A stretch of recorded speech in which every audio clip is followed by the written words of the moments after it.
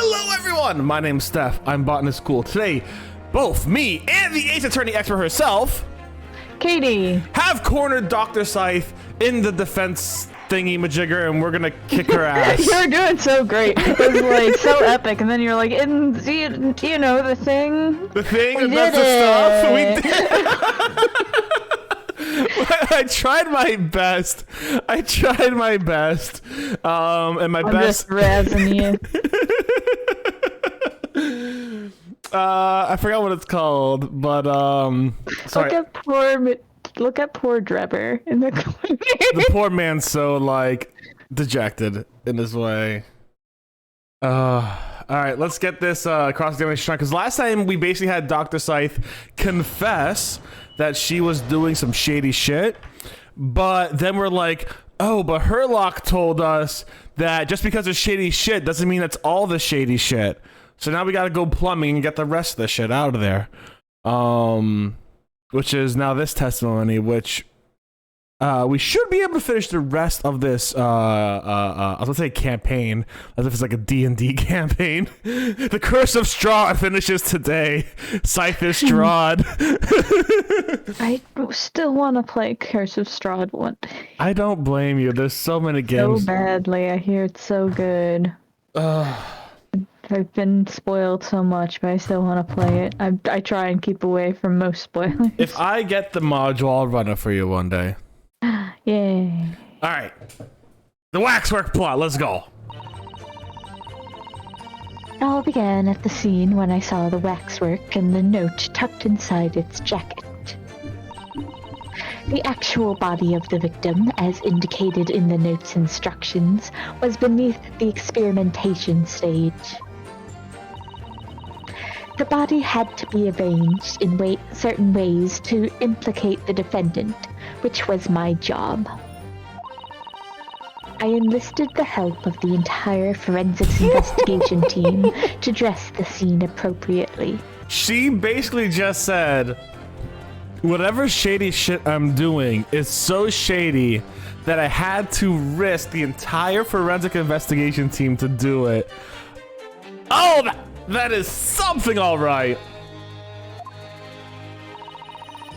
The truth about the execution 10 years ago is a state secret of the highest level. I had to protect it. I spelled Scythe's name. I'm gonna put a C in front of the I. Oopsies, let me change that real quick. I'm so used to just Scythe, S-C-Y-T-H-E, but you know. I was just about to hit Dracula voice. So I was right, the stage and the machine were all designed, especially designed for the deception. So it seems. All meticulously prepared. You did well to see through it. You're a very shrewd boy. So kind of you to say. And what about this autopsy report, then? All I did was record the location of the body as being in the Crystal Tower instead of under the stage. Otherwise, everything was completely honest. That's all. That's a terrible corruption. Only my team were aware of the deceit, and then only under my explicit instructions. That's still corruption! That's not an explanation for that's still corruption! Nobody else at Scotland Yard knew anything about it, I assure you. Sus.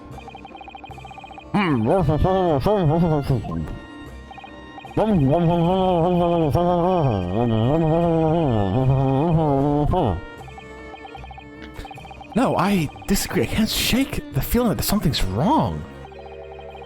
Just, yeah, I mean, I was about to say, just look at her. She looks like she wants to murder us and just end this real quick. Just look at the expression on Dr. Scythe's face. It's the defense's right to cross-examine any witness following testimony. I really like doing this. I have nothing better to do with my time, Judge. Please let me do this. What is it about you Japanese that makes you all so doggedly persistent? I'm waiting for the day Reno C just goes, what is it about all you English people that makes you so fucking corrupt?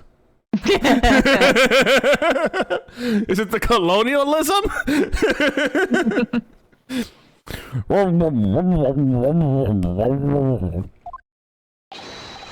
Yes, my lord.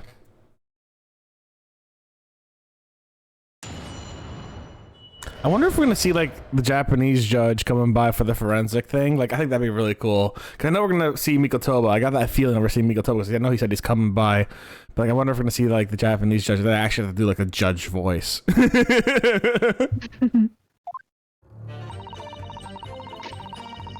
All right, what have you got to say here, Scythe?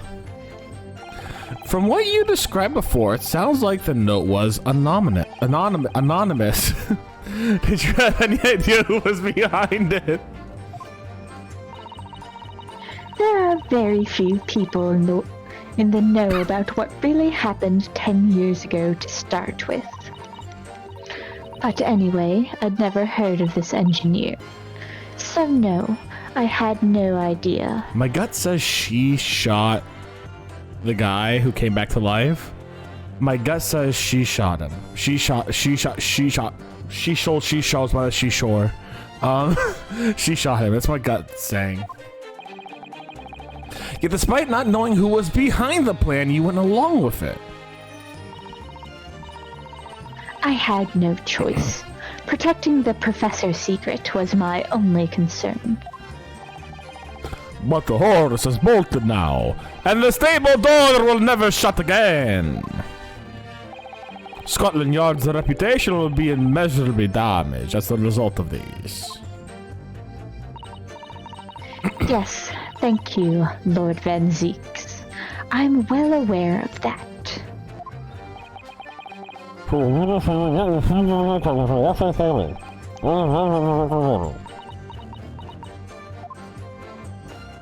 I still want to see under the waxwork model's face. Calm down, Steph. Soon. Soon. So you knew about the special construction of the stage used to carry out the trick then? It was quite obvious what had happened with the victim and the waxwork. Not to this court, it wasn't. She just went to every juror like, you're an idiot, and you're an idiot, and you're an idiot. Well, I mean, she had the context of, oh, this is clearly a body double. Yeah, fair enough. No one else had that. Fair enough. And you switched the two over, didn't you? In other words, you recorded the victim's bodies having been discovered in the Crystal Tower, and the waxwork... I wrapped it and sent it by carriage to the specified address at the specified time. Surprised she didn't just take the head herself, actually. Sorry, there's a fly. And why were you given such directions? Presumably, so it can be recovered by Drebber and returned to Madame to spell. See, and then you put the birdcage back on the experimentation stage. Yes, although someone obviously made a mistake about which cage should go where. I thought I'd made it perfectly clear to the team, but still. I suppose you were focused on the victim's body, that being a more important detail. So, Aspen is dead. I had a theory for a while that Aspen was actually alive and just used that as an escape route. So Aspen is dead. 100% dead. Mm-hmm. Well, we haven't seen the body yet, but assumedly. I guess we have, because there's the picture, but still. When you say arranged, I presume you mean with this. Yes. The instructions in the engineer's note said something along the lines of fabricate some evidence to make it clear that that Hairbrain alone could have killed Asman. So you mean that was your doing? I fetched Hairbrain's ridiculous screwdriver from the stage and took it with me, alone, to the abyss under the stage where the birdcage had fallen.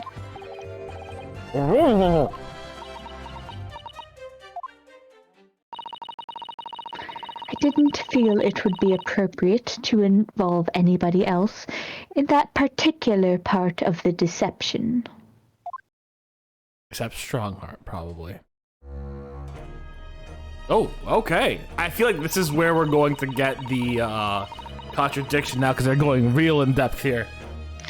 There was a void under the stage where I found the birdcage lying in the dirt. Why does this make me feel like we're in a Pokemon Mystery Dungeons game? I want to throw a Pokeball and catch him.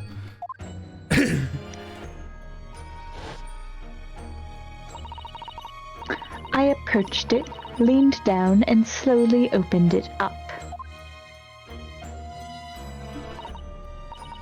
Then I took the screwdriver in both hands and plunged it into the man's neck. Show it, game. You won't.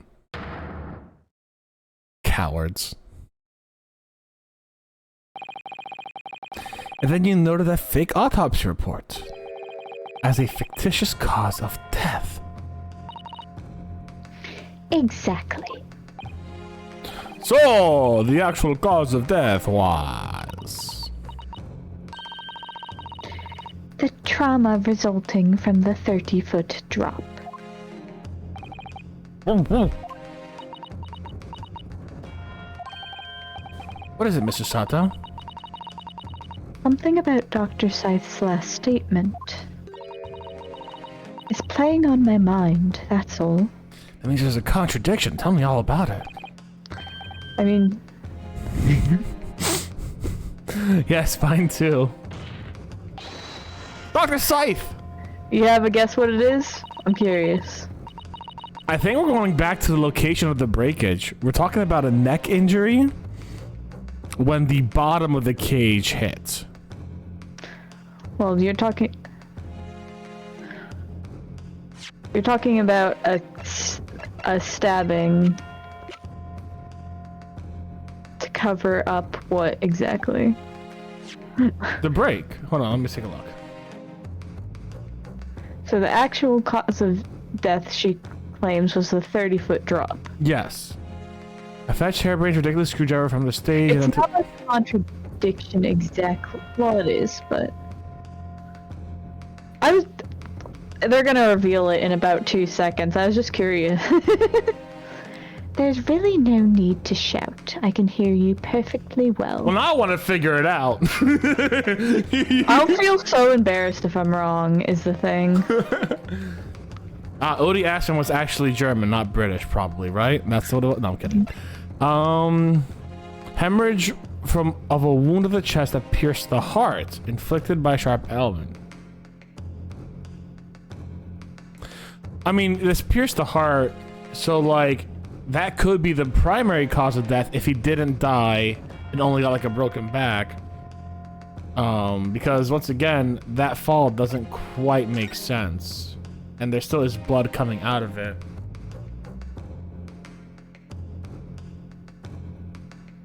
And then the fact of the matter is the screwdriver was left on the top of the instrument when we first got there. We first saw it on the top of the thing. It wasn't below. Well, let's see. Defense calls for you to add what you just said to your formal testimony. Oh, which part? What I want her here to supplement her testimony with is... Fuck!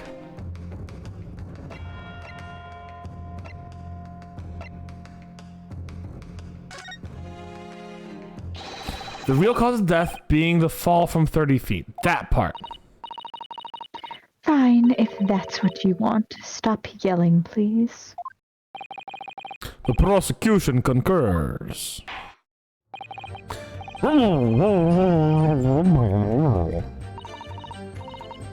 If you wish, my lord.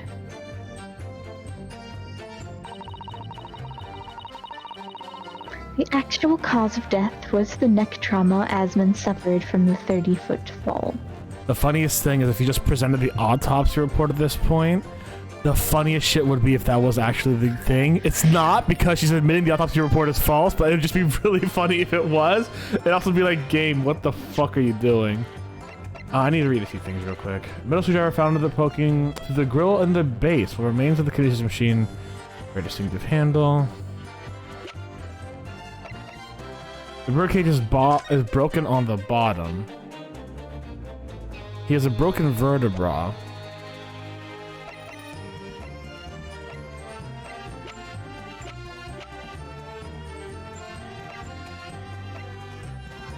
Let's question it further. You're quite sure of that? It was a result of a broken neck. Yes, as a professional, that was more than apparent. You'd never know just by looking at the photograph of the victim, though, would you? No, that's very true. Obviously not. Which is precisely why coroners are needed to determine the actual facts. Yes, assuming that they can be trusted. Oh! Shots fired. Fucking. You gotta call an ambulance. You gotta call it. She got burned that bad. Ooh, sorry, that was really funny.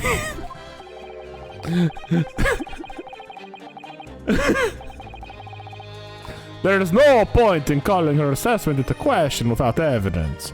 Let's get back to the testimony. Very well. So it turns out I was wrong, I think. Like, I think my thing's technically a contradiction, but that's not the direction they're going. It's not the contradiction. Yeah. So do I have to, like, see the other side, or do you think that's the right one? I think that's the right one. I think that's where the contradiction, like, his actual cause of death. Like, I think that's where the contradiction lies. I'm just trying to wonder where. The entire team in preventing the course of justice. Perverting the course of justice. My team consists of the very best investigators there are. I demand loyalty from all members. We operate on a code of chivalry of sorts. But not a code of justice. Oh! You aided and abet a murderer commit perjury and dare to talk of chivalry? It was a matter of priorities. What? Nothing was more important than protecting the secret of the professor. My team did what was necessary without losing sight of the primary goal. I consider their conduct exemplary. Who is the professor that they have to protect them so bad? It has to be someone higher up. Like a duke or something? With the point, Mr. Naruhodo. You mustn't let her win. I need a lawyer. I'll take that silence as tacit acceptance. Now, can we move on?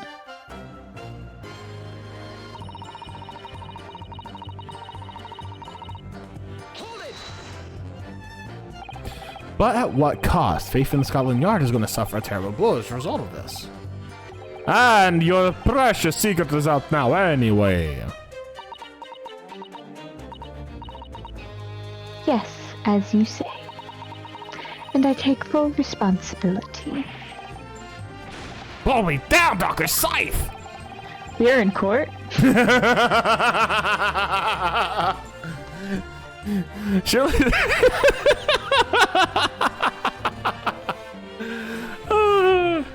Surely there are other ways you could have protected the secret.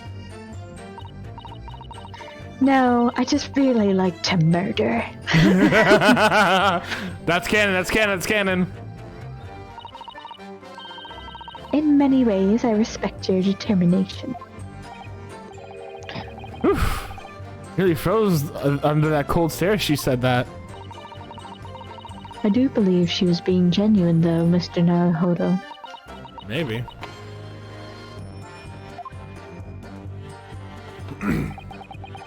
So that's her story.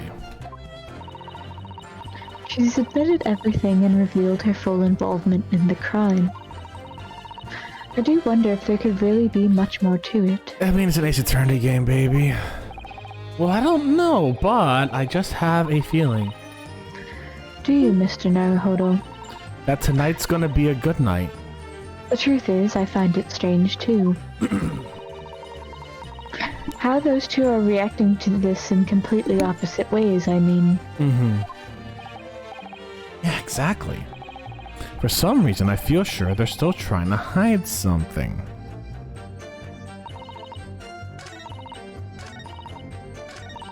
I have a feel like this is what I have to present evidence on, right?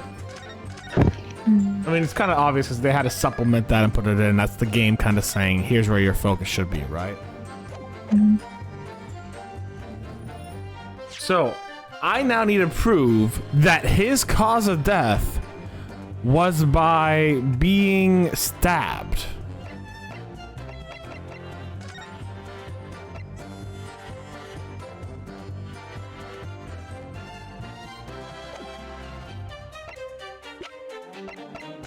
And I think the only way I could do that is with the birdcage. Because this shows that the neck likely wasn't injured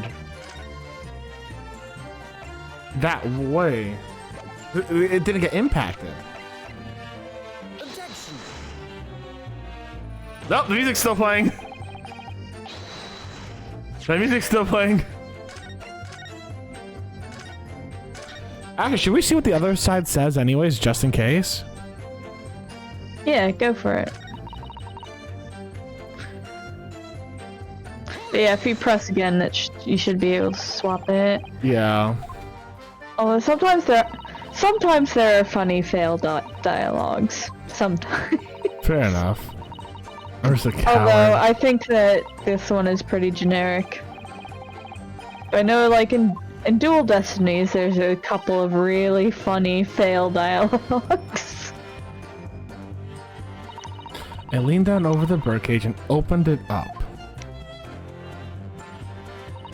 Then I took the screwdriver in both hands and plunged it into the man's chest. After that, it's simply a matter of recording the stab wound as the cause of death in the autopsy report. The real cause of death being the fall, of course. No, if you think it would be appropriate, I'm sure you could ask Dr. Scythe to change her supplementary testimony she gave before. Oh, okay, that's just stuff. What should I ask her to do with the statement she added? Have her change it. Dr. Scythe, what you said before about what you did to the victim's body, I believe that may be significant, so could you change your supplementary statement to explain that instead? Very well.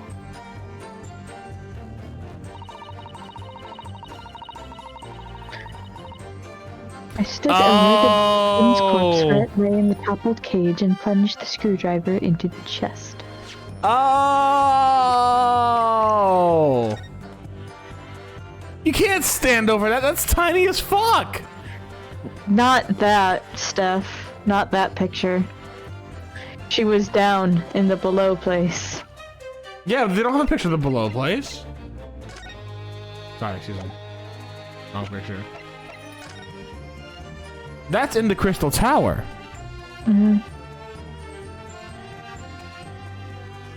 So when the body fell vertically. Like it was standing up. Because this hole is small. The hole is small. The hole is small.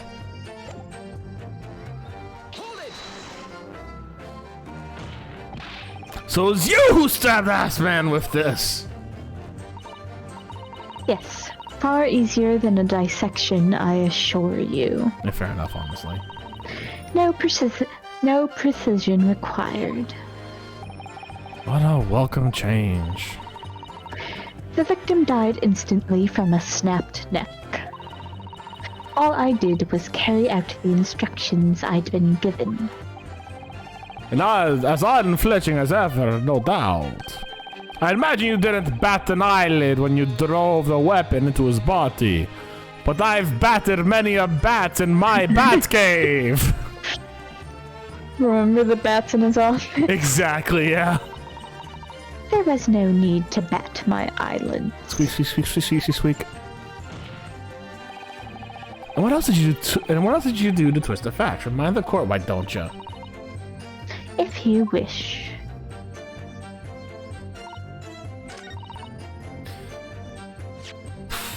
I really think. No, okay, I was wrong.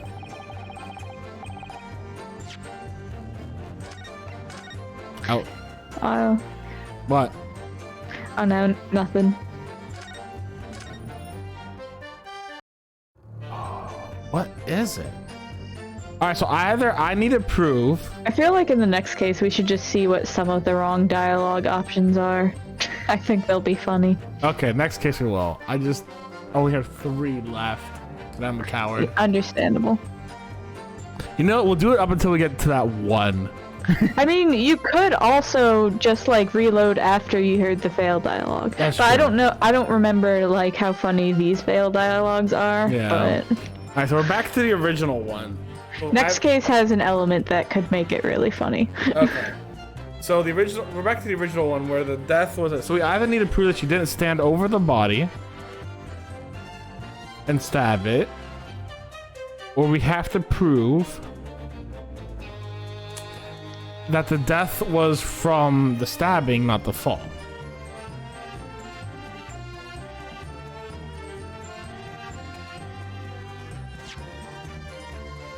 And I don't fucking remember. There's blood coming out here. Let's try that. Let's see what the failed dialogue is here. The last statement will seem to be at odds with this evidence. Okay. It just seems to jar, though, don't you think? The whole thing has been extremely jarring, yes. Guess I need to reconsider this. Yeah, you can reload. Now I can reload. Yeah. I was just trying to remember because I was rereading some old fail dialogues and some of them are quite funny. Some of them are quite boring though. Yeah. So the question is...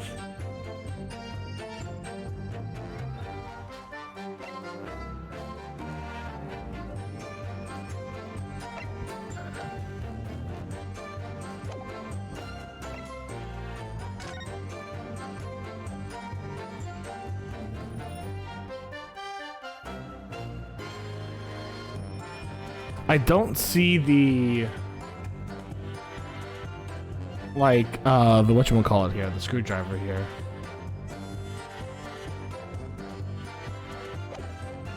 Didn't we have the screwdriver for a while as well? Yeah, we're the ones who found it originally. But we couldn't take it from the scene.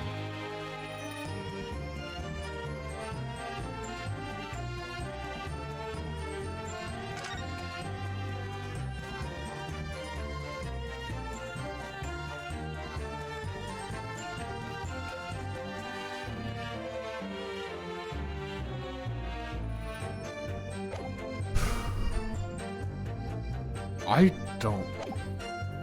I can think of, without consulting my memory, I have 2 possible ones. What's your possible one? So, without consulting your memory, what are your possible thoughts? One of them has to do with the other statement about her stabbing. Yeah. Asmin, where it just I think if you present the cage there, because there's 2 things I find weird about it. One is that like I mean, the first thing is it seems extremely hard to stab someone through the cage. But she said she opened it, didn't she? Did she? I don't remember. Why don't we just pull that other statement up? And the other one... And the other one? I'll just pull up the other statement. You say your other theory. Yeah, I'm trying to remember. There's something about her specific statement. I need to see it again, because it triggered something and then I forgot what it was. Sure, I'll switch it up in a second. Let's see. She held up? Oh, she leaned over and opened it. Okay. Okay, so she did open it. But I mean, even then, like, I don't disagree that even if she opens it, it's a very small fucking door. You know what I'm saying?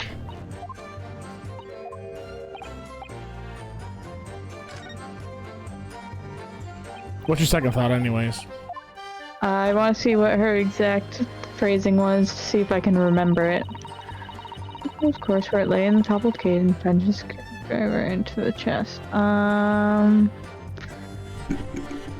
Dude, I feel like toppled was the wrong. Like, I see this as like not toppled, but it rubs me wrong. It just rubs me wrong. Wait a second. No, we can't use that for.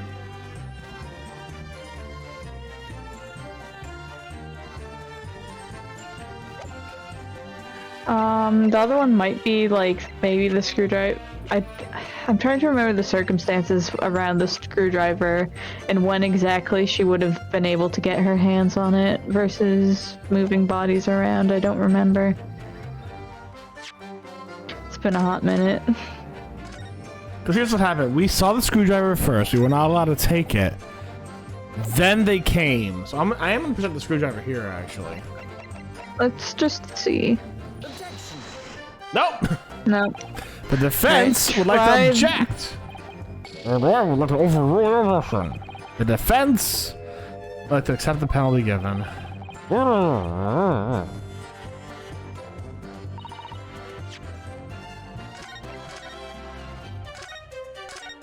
So what are we at?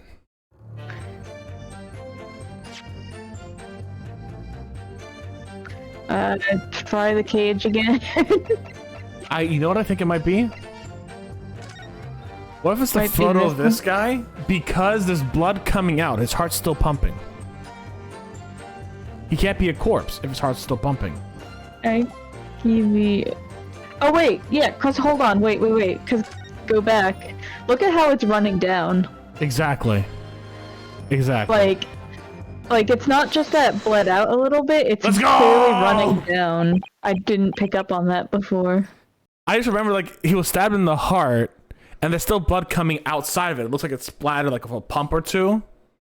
So like, I'm excited. Yeah, because like I do think that like it would bleed a little bit even if you stabbed them. Yeah. After they were dead, but like it wouldn't have gone down like that. It would have gone like to the side. That's a good point. That's a good point. Now, this inconsistency points to an extremely uncomfortable truth. I apologize, my lord. Dr. Scythe, in that last statement of yours, there's just one point that seems to defy explanation.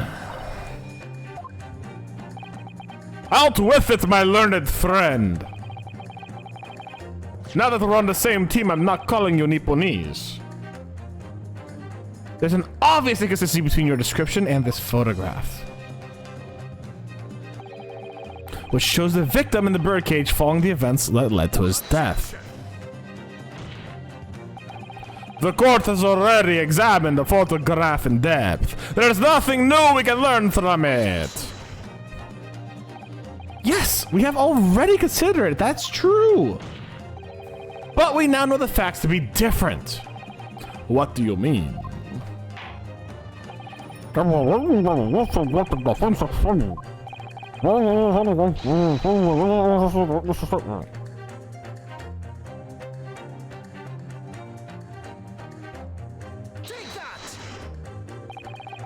closely at the blood stain on the victim's chest. It clearly extends in a downwards direction towards the man's feet.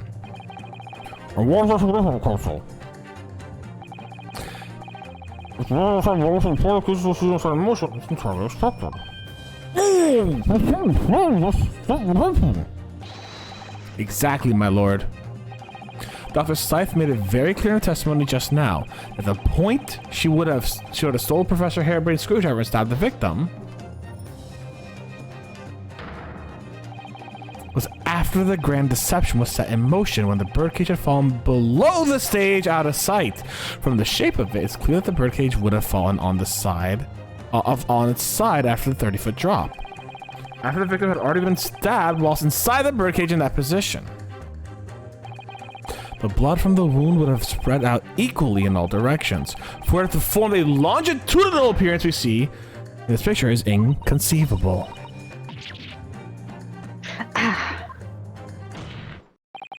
Given that the victim's blood seeped vertically downwards from the wound, it must be the case that when you stabbed Mr. Aspen, he was standing up. In short, Dr. Scythe, your latest testimony was a fabrication!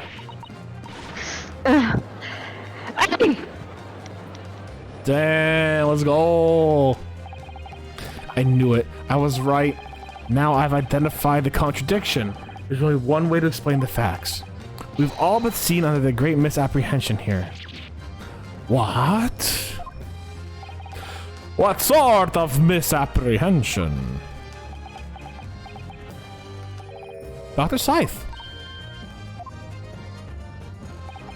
you claim you were coerced into helping Mr. Drebber as a result of the note he left in the waxwork.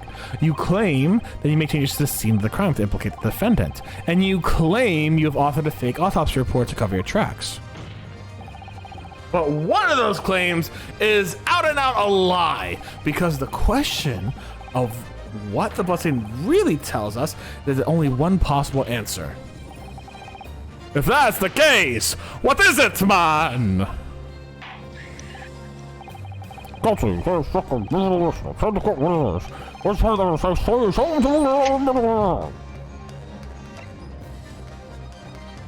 the victim? I'm worried it's not the stabbing of the victim. You know what I'm saying? I'm worried. I'm worried that, like, it's gonna say, like, actually it's how she was coerced, you stupid idiot. The answer is very simple if you consider the sequence of events. If, when the victim was stabbed, the blood from the wound seeped downwards as it did, we can only be sure the victim must have been either sitting or standing upright at the time. But as you rightly pointed out, the birdcage would have fallen on its side when it fell beneath the stage. Yes, it would, which tells us that the victim must have been in that position of his own accord. That's impossible! The man was dead, remember? No! That's the misapprehension.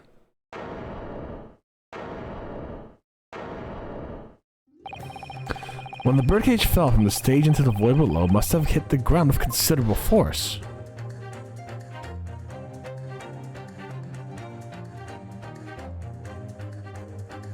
Broken vertebra, the dude's still standing, alright. But Mr. Aspen didn't die in the fall. Well, assuming broken vertebra is even correct. Yeah, that's a good point. Probably lost conscious for a while, but when he came around, he got to his feet to climb out of the cage. Just as Dr. Scythe appeared.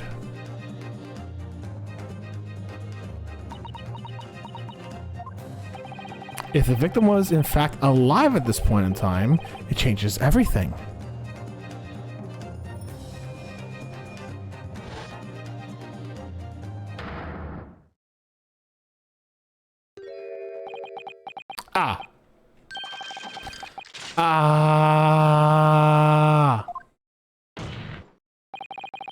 Mr. Odiason's killer wasn't the defendant, Professor Albert Harebrain, nor was the mastermind behind the stage trickery, Dr. Enoch Drebber.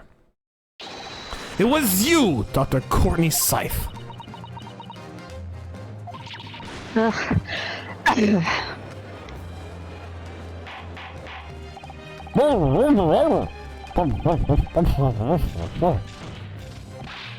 Have you been taking me for a fool? It was you, was it? You killed him!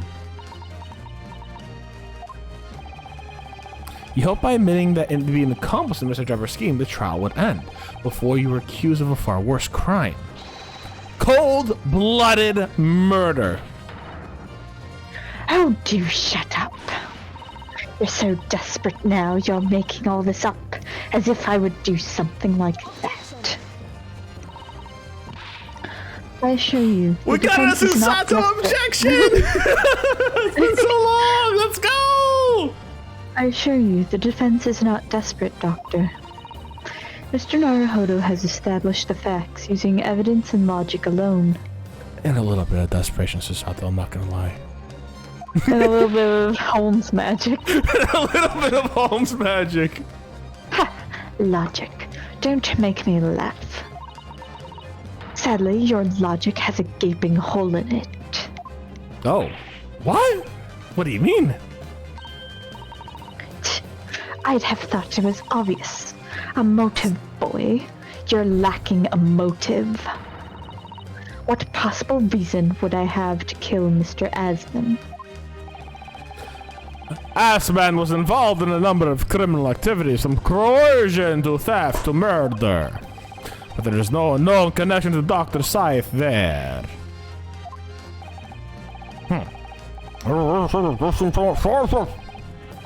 True, there's no obvious motive, but there's still something in the back of my mind.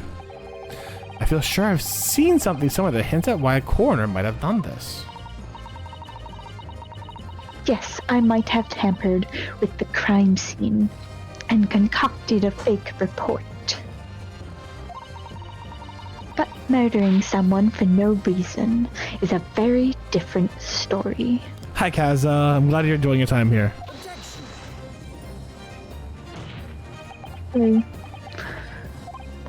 No! When you question what possible reason you could have... No. When you question what possible reason you could have for wanting to kill Mr. Assman, something did come to mind. What?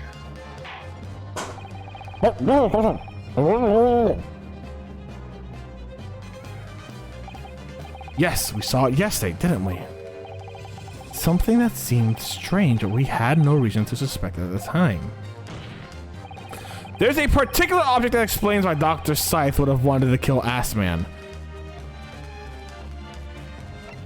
Fuck.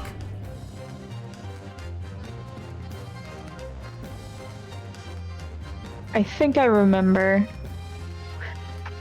I am gonna save, obviously.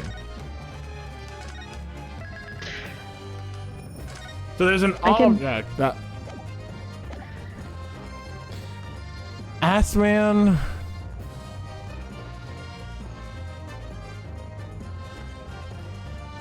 Yeah, think about what each one would imply. Mm-hmm. One of these implies something that would be significant.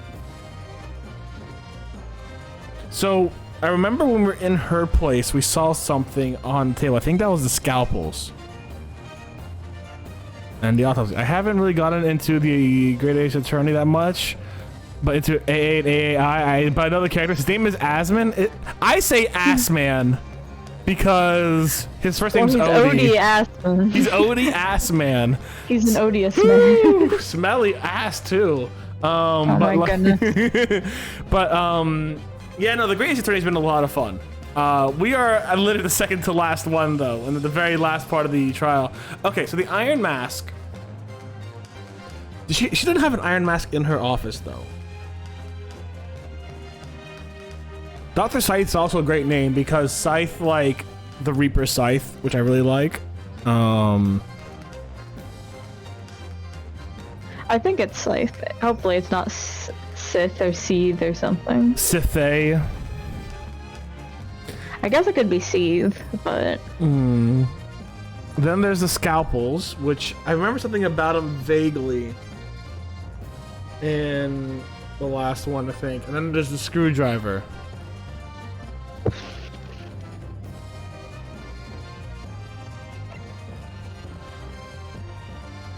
I don't know this one, actually. I'm trying to think. Ned to Nate.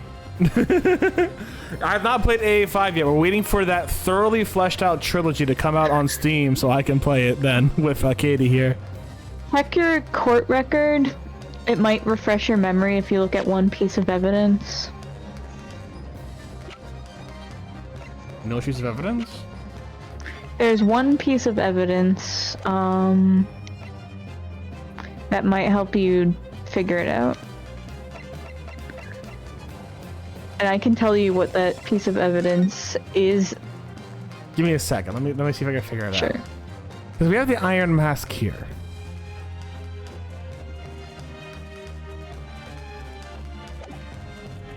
We have...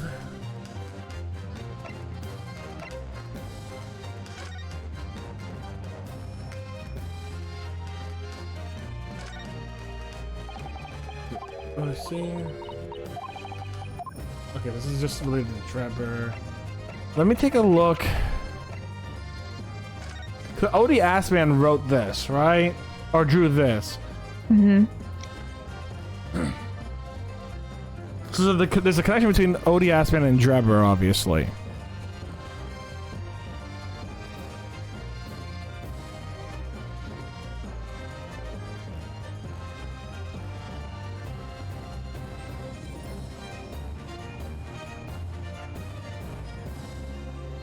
So Odie Man would still know the secret and would be able to figure something out if he went to mount the spells, technically. But I feel like that's a big stretch.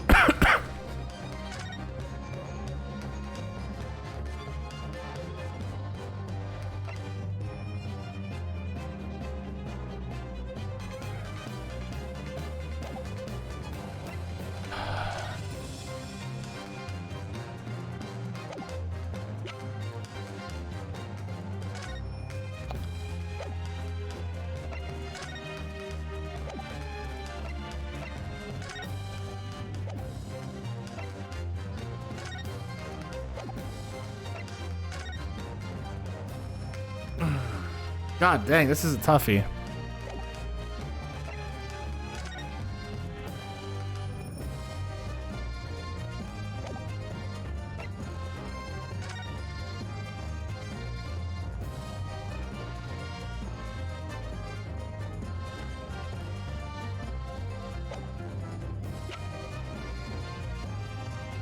Listen, it's AA. Sometimes the evidence they get to pick doesn't really make sense. I agree. I agree. That is very true. Hey, hi, Joe. I'll say that there's like some conversations that I only kind of remember because I've seen them twice. Yeah. So that's part of it, and I'm sure they'll explain more when we get to it. You've already examined the piece I thought might help, by the way. Which one was it? The old newspaper. Okay, yeah, fair enough.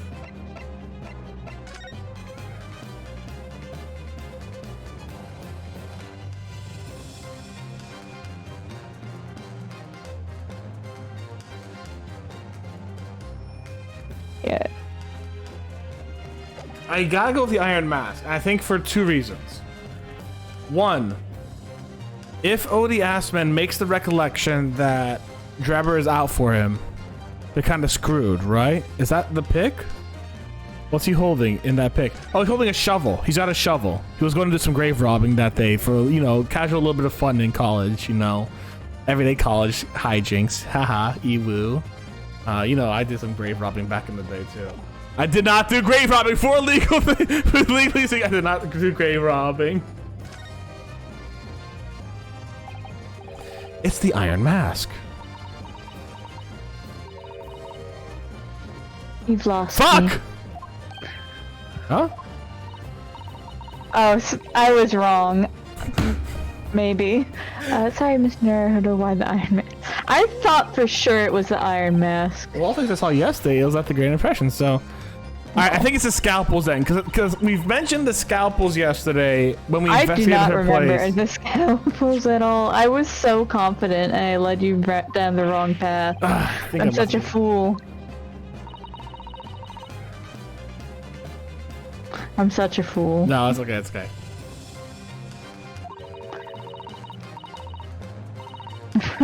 Oh, they just correct it to you immediately. No. I had scalpels. I had put my fingers over scalpels to start with. Fuck off. I did not remember anything about scalpels. I vaguely remember something about a scalpel. Like, I don't remember much about it, but I remember searching a thing and we saw a lot of scalpels on our thing. I just don't remember much about them, if I'm being honest.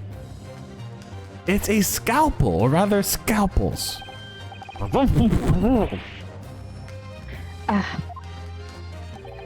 would appear that the word has struck a chord, Doctor! You, come on, out with it. I still have no recollection. What's wrong with you? It was yesterday when we visited your laboratory. Yeah, it was the book! The book has something about... I didn't remember this. appears to be an accounting ledger. It's a record of the forensic investigation team's spending, I think. Oh? What is it? Clear that the team purchases various equipment and supplies on a monthly basis, but... well, one entry seems rather strange. Really? In what way? You're buying 500 scalpels every month.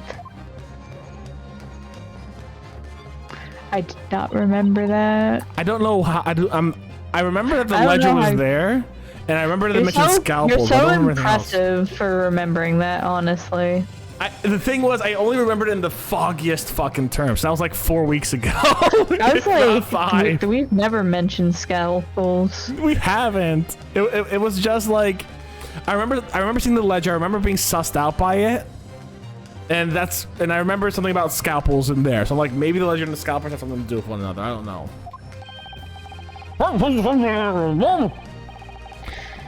At first, I wondered what on earth you'd be using that made scalpels for. But actually, I realize now that it's not the scalpels themselves that were significant.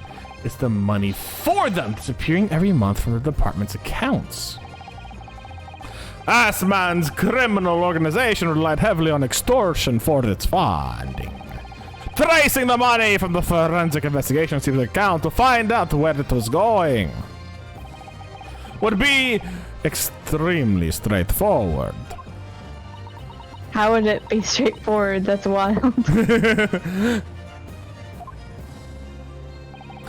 years ago, when Mr. Assman was still a journalist and wrote the article about Mr. Drebber, he may as well have stumbled upon information that he was researching a story. Information relating to Dr. Scythe's darkest secret that he would use to rack money from her for the next decade. I don't know what happened on the night that execution 10 years ago, but clearly the opportunity to rid yourself of that menace was too tempting to pass up. So in the end, you weren't coerced at all, were you? You did it entirely of your own free will.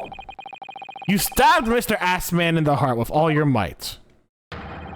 To silence the blackmailer who knew your dark secret forever.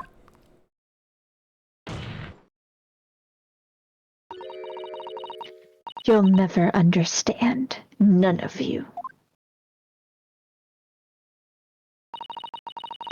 What we've had to keep covered up all these long years.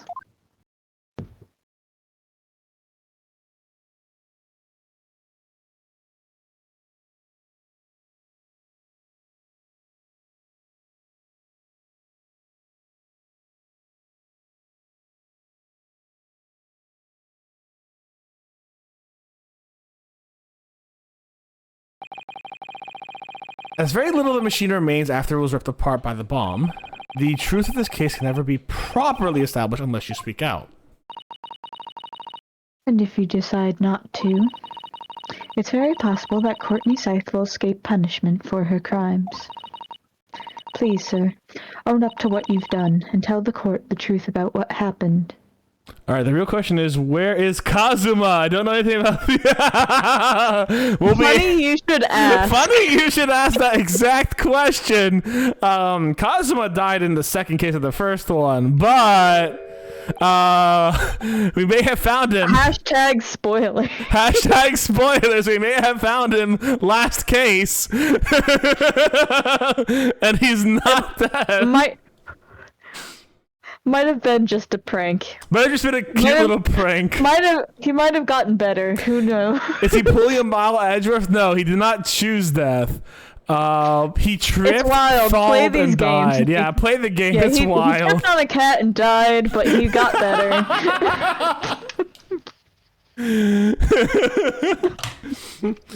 I did voice Cosmo similar to Edgeworth, but not perfectly like I did with my Edgeworth voice. By the way, if you guys do want to see all my Ace Attorney VODs, they're over on YouTube. Please go subscribe. I have the entire first Ace Attorney trilogy, as well as most of what we've done already here up there, except for what we're doing right now. Oh, I wonder who this mysterious figure behind Van Zeeks is. Speaking of Cosmo, I mean, mysterious figures. Who definitely don't like amnesiacally respond to the name Kazuma.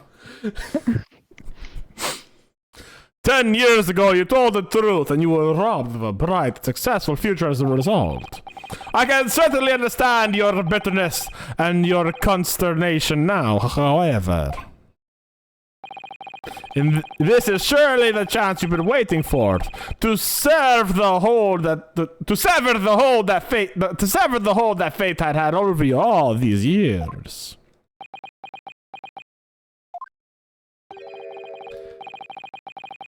Super high voltage instantaneous kinesis? I mean, really?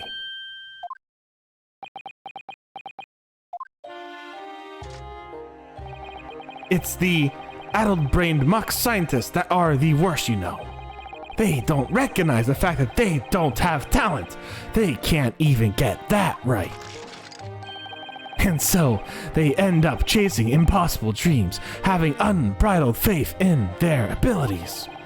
They go on and on about their wonderful hypothesis, their stupid eyes shining like little child's. Hairbrain's crying in the background. They make me sick. I can't abide their foolishness.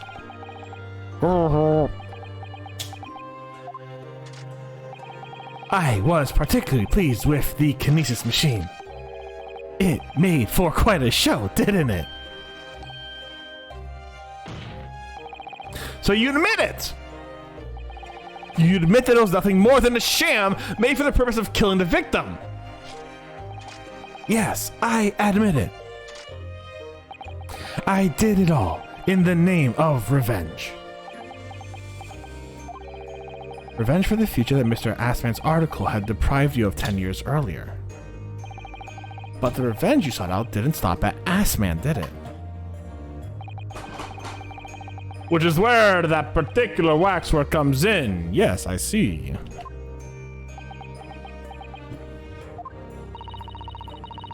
The condemned convict that you saw rising from the grave in Ludgate Cemetery 10 years ago. If your account of those events was all true. Then obviously Scotland Yard couldn't afford to acknowledge what had happened. Even if it meant discrediting a bright young man and is crushing any future career he might have. So your plan required that you abduct a particular waxwork model in order to exact your revenge on Scotland Yard as well. Or on Dr. Scythe to be precise.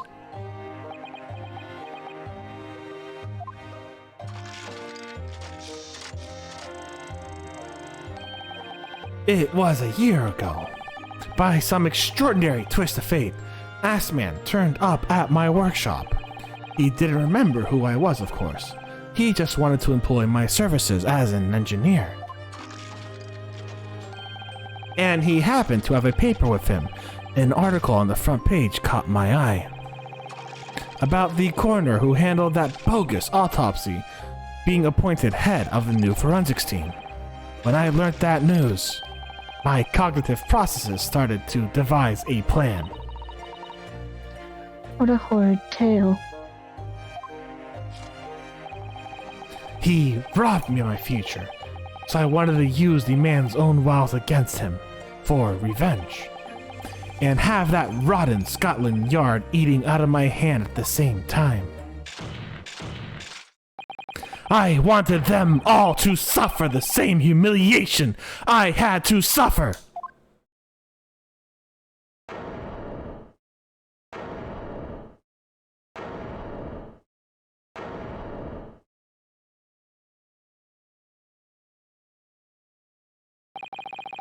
Your actions against those who ruined your future were justified as revenge. At least to yourself. Certainly, no one has the right to destroy another's prospects, especially for purely selfish gain. And yet, in carrying out your own plan, you did exactly that to someone else, didn't you? Did I? Professor Harebrain's only crime was the passion for his hypothesis.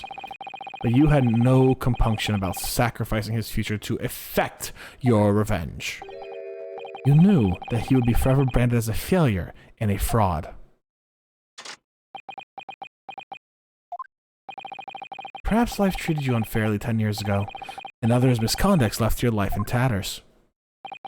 But remember this. Your own actions resulted in the exact same thing for another perfectly innocent young man.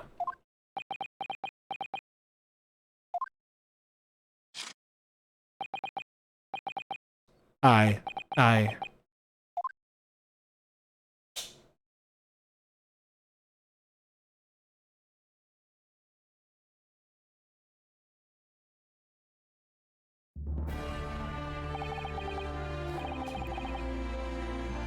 Bro, Lossy, I don't give a fuck war. But so replaying these games, like the Great Ace Attorney is really good at like overall having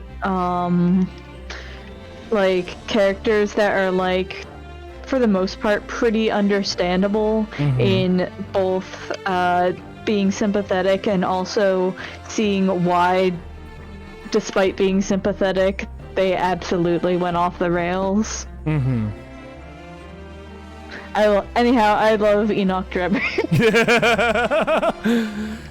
I like to imagine somewhere on the side, you hear, "See, Mr. Naruto, I knew you could do it. I found this out last year, but still you did it, my man."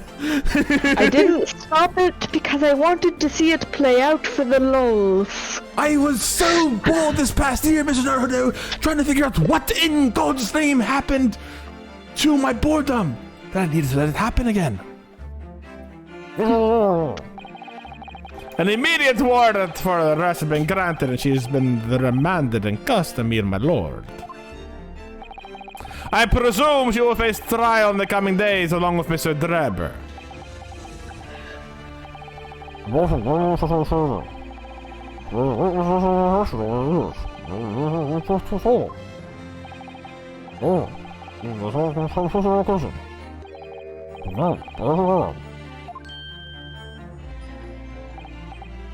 Yeah.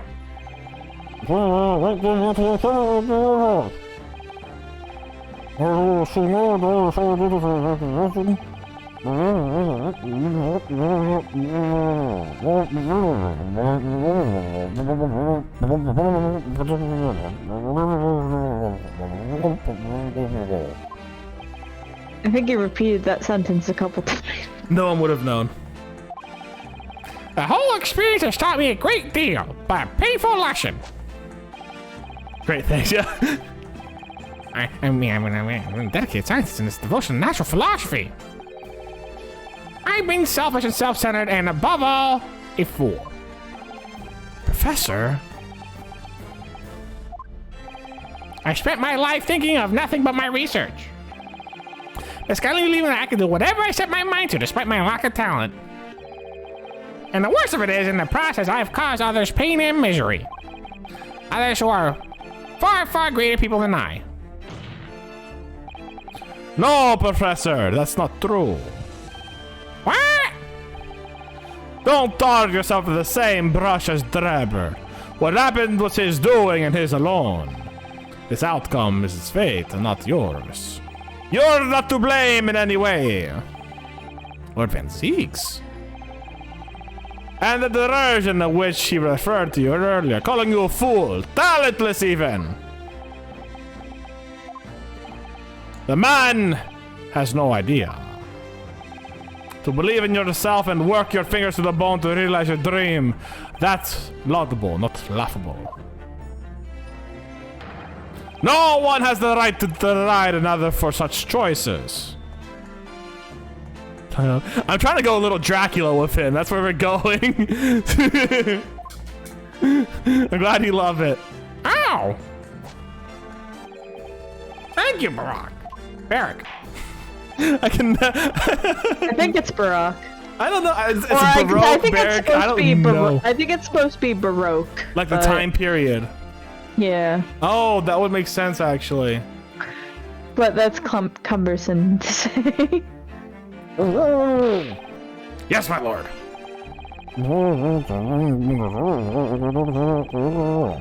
Well, too bad we're finding him guilty. Fuck you, my lord. None for me, my lord. Certainly not. This trial has really made me think, but this is the right decision. It's all been proven methodically and rigorously. I have no misgivings whatsoever. What's that? He's done, It's all over. I don't know what's become of the yard these days. I don't recognize the place.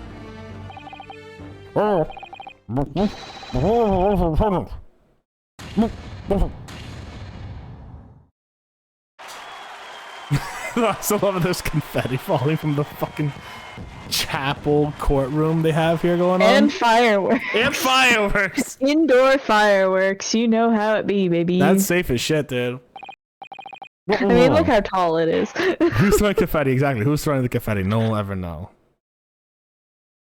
Gumshoe time travel to the past to throw the confetti. What if... Wait, I do have a question. What Gumshoe was your point? That's why I said he time traveled to the past. Hey, it's me, Detective Dick Gumshoe. I'm throwing these confetti here in, like, 1902, like, England here, having a good old time.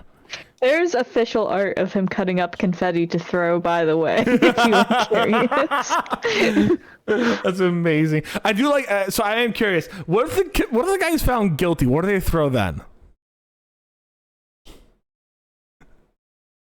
I'm just saying. They throw the defendant out the sorry, not the defendant, the defense out the window. They throw bombs. Okay. It's over. That was some trial. Boy, I'm so glad we're done with this case entirely. Yeah, definitely With not. no more fun revelations to be No around more the fun corner. revelations whatsoever.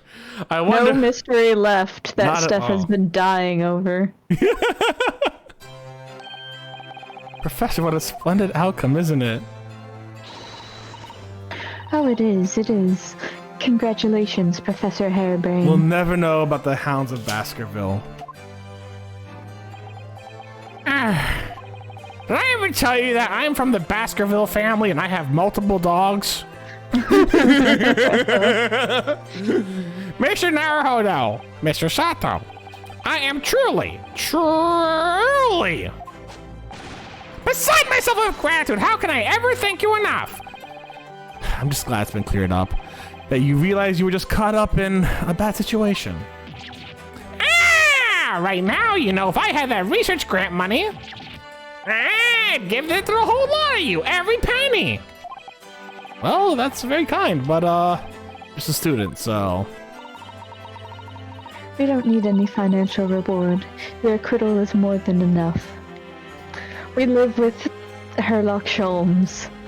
I'm living my best life every day. He pays for all of our food. Oh dear, oh, what can I do? I will make you a kinesis machine that you can use every day! How about this? As a memento, the paper about my hypothesis is inside. I built it with my shrink ray. Oh, just a memento then? Thank you. I've been wondering, Professor. What are you going to do now?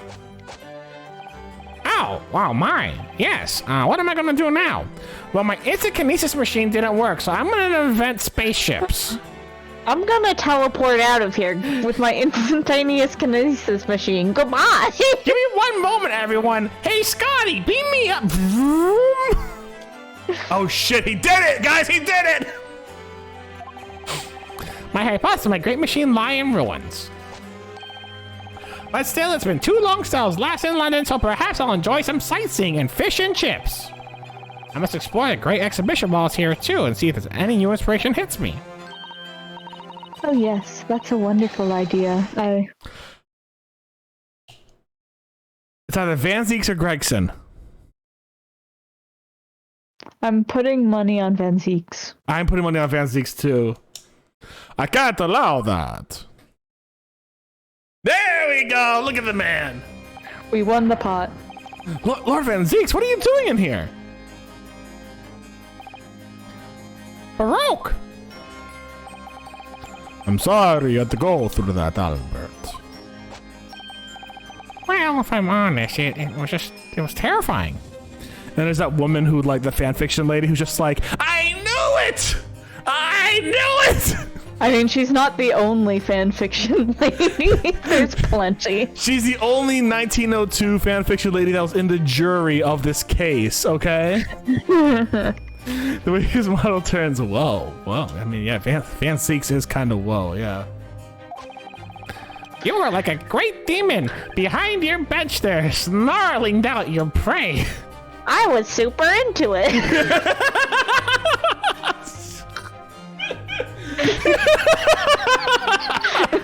Look at me undulating and how excited you made me. I hate that you use that word. Undulating? I hate that word.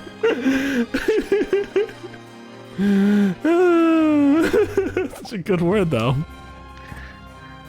You're one of the true friends I have. I couldn't leave it to anybody else to handle the prosecution or the defense. Sorry, or the defense? Did I just hear that right? I always knew you have my best intention at heart. Don't worry. How about you show me around while I'm here in town? Like a date? Wink. Been a long time since we left university, and I have a lot to catch up on. A lot to catch up on. At your place tonight? Wink.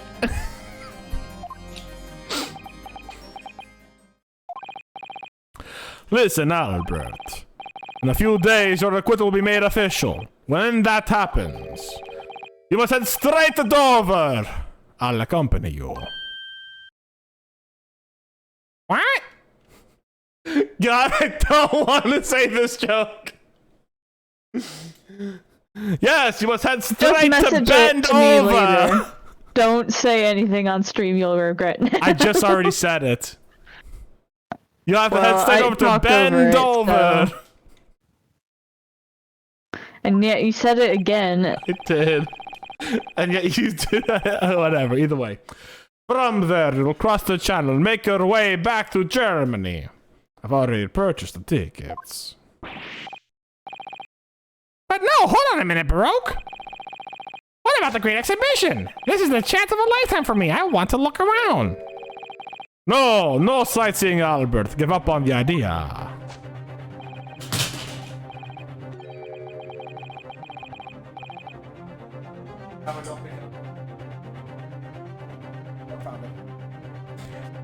Sometimes it's hard to see any warmth of those eyes, Baroque.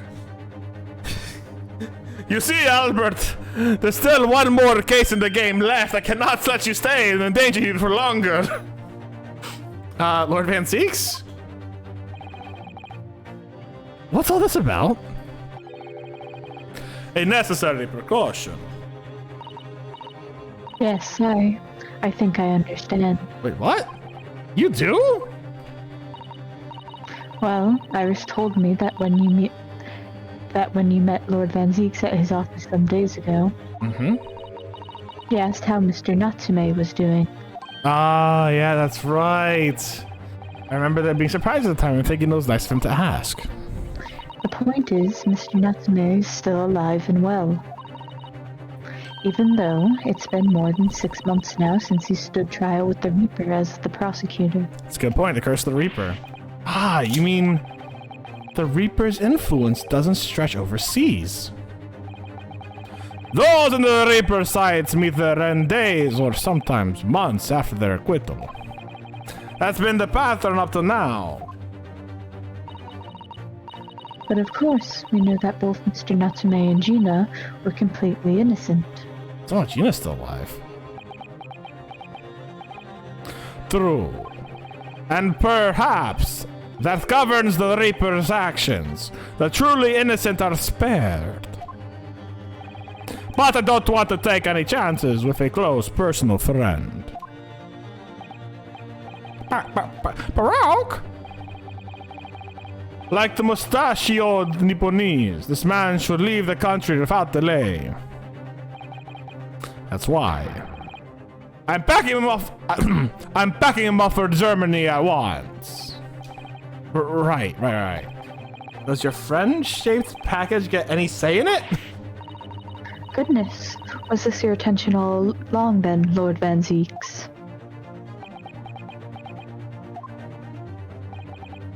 In court, where people think of him as a reaper, this man seems absolutely merciless, and yet, sometimes I feel as though I don't understand him at all. It's time to go, Albert. Back to the prison for the time being. Ah, yes, all right. Well then, Mr. Naruhodo, thank you so much for everything. Not at all, Professor. It was a pleasure getting to know you. I'm gonna leave you because I have to wake up in 8 hours. I might catch the VOD later. Yeah, look at the VOD. Remember, just check out the YouTube. YouTube has all the VODs from all the previous Ace Attorney games alongside everything that we've done already in this game. And we'll have all the VODs for the next Ace Attorney games. Bye. Best wishes, Professor Harebrain. Once the dust has settled, you must come and visit me in Germany. Anyway, goodbye for now.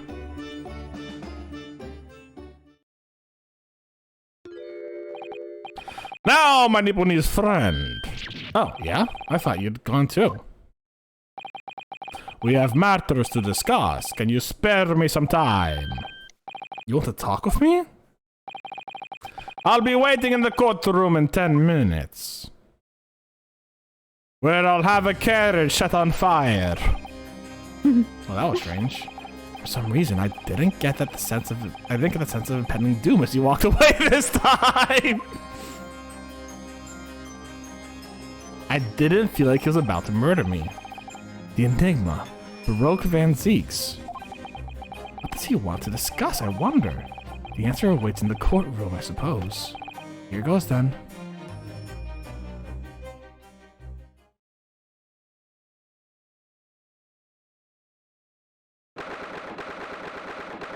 It today. It today.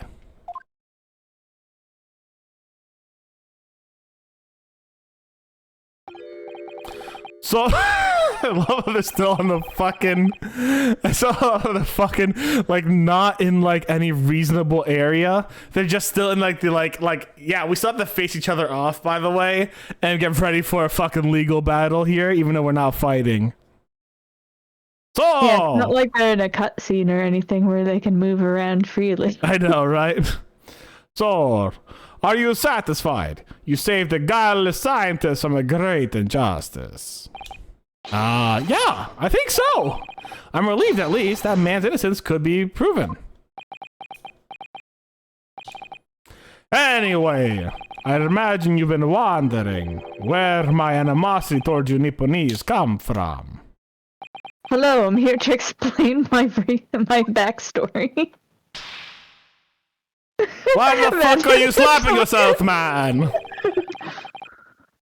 Well, at first I thought you just didn't like me. Imagine you saw me as a pretentious child from an unimportant land who had no business being here. But now I think differently. You clearly know our ways.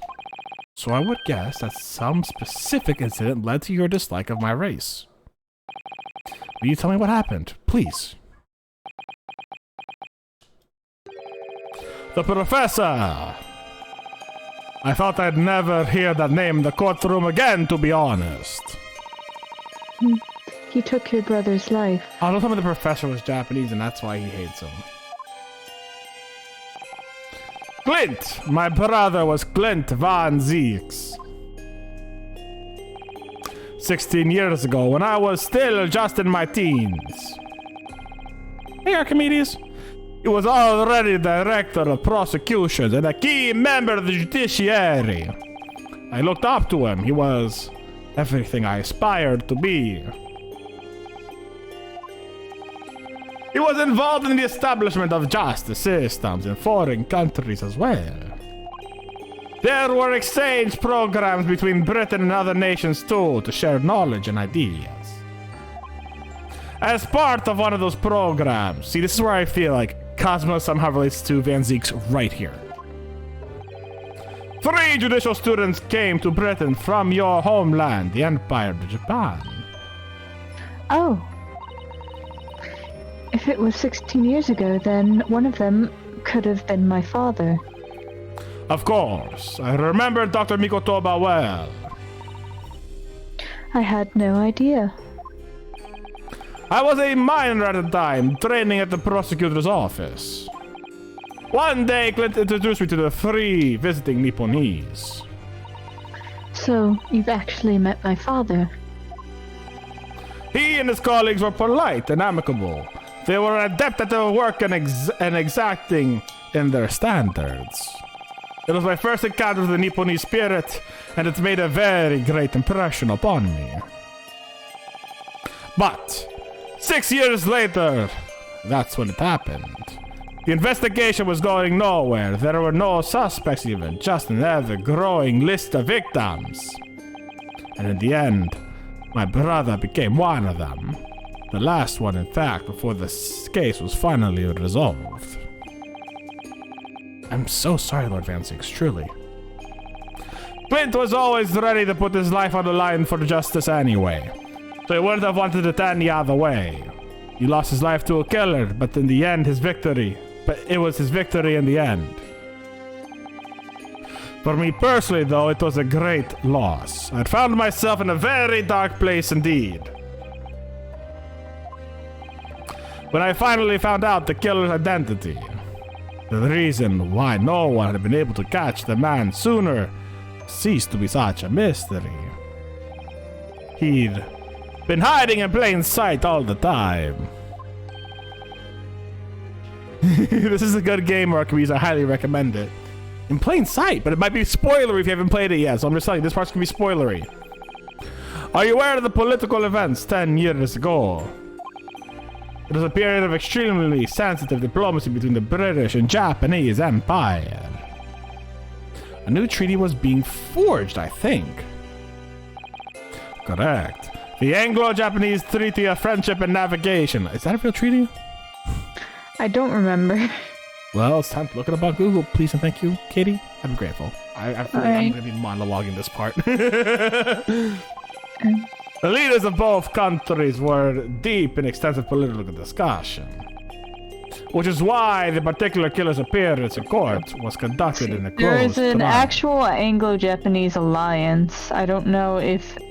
I don't see anything continuing on about friendship, but What there was year was at the that? very least an alliance.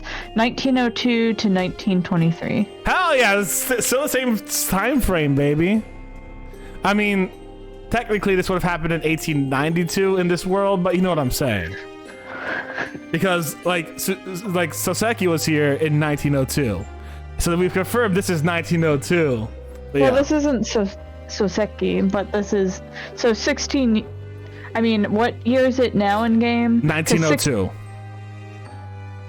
Are you sure that's... Because Soseki Natsume left 6 months ago.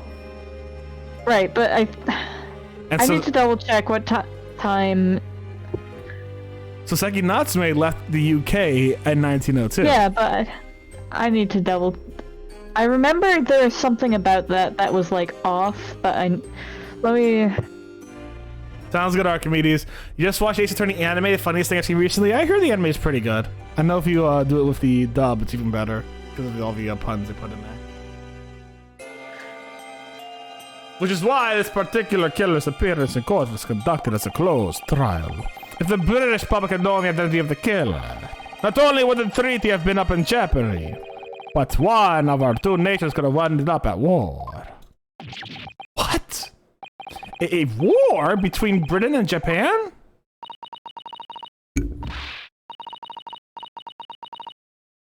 What Okay. that would mean? Oh my, you mean to say the professor was... It was Japanese. So it's not Mikotoba. Trial reached its conclusion Oh. earlier. I thought to myself, yes, it's time. Alright, it's not Mikotoba. It's one of the other two associates with Mikotoba. Is this like Kazuma's like dad or some shit? Because like that's the only reason it makes sense why Kazuma needs to go to Britain. Because it's like his dad went to Britain and got murked there. You know what I'm saying? Time for you to come face to face with this hideous monster. I borrowed the key for the mask from the proprietress of the Waxwork Museum. So see for yourselves. Where's your now. Dracula accent? Confirm it with your own eyes. The truth that's been hidden this past decade.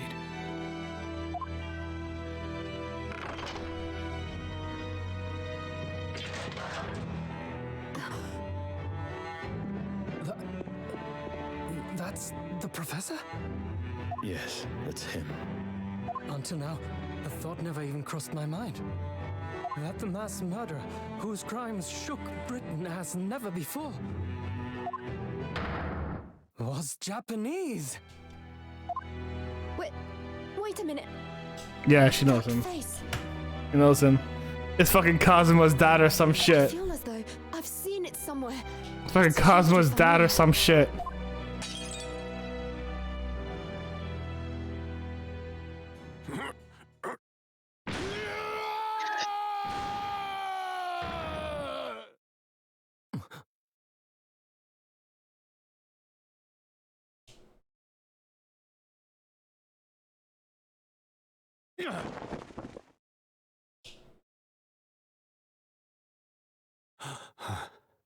Father. What? Father?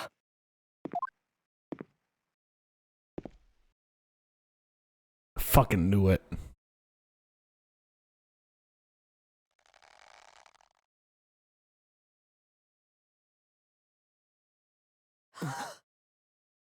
Kazuma!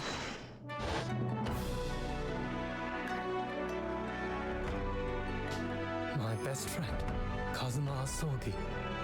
After a whole year, finally his memories returned.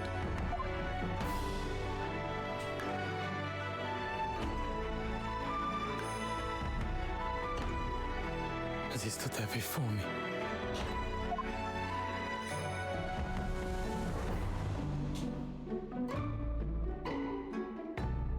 Ryunosuke.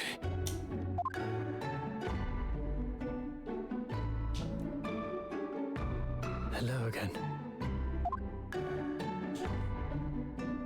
My friend. Kazuma-sama! Judicial Assistant Mikotoba.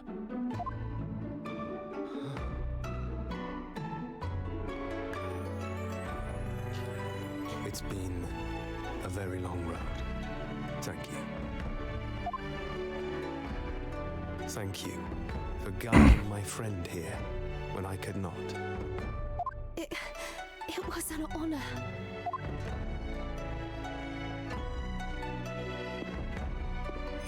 I knew you wouldn't die that easily. Kazuma. I owe you thanks too, for taking good care of that in my absence.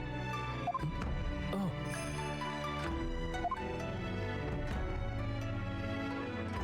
Karuma, great blade of the Asogi clan, passed down through the generations. When we left Japan, this sword was at my friend's side. A Japanese man's katana is his soul, and he couldn't be parted from it. But then, when the incident happened, it was Susato-san's wish that I inherit the sword, and I've kept it with me ever since, along with my memories of the friendship we shared.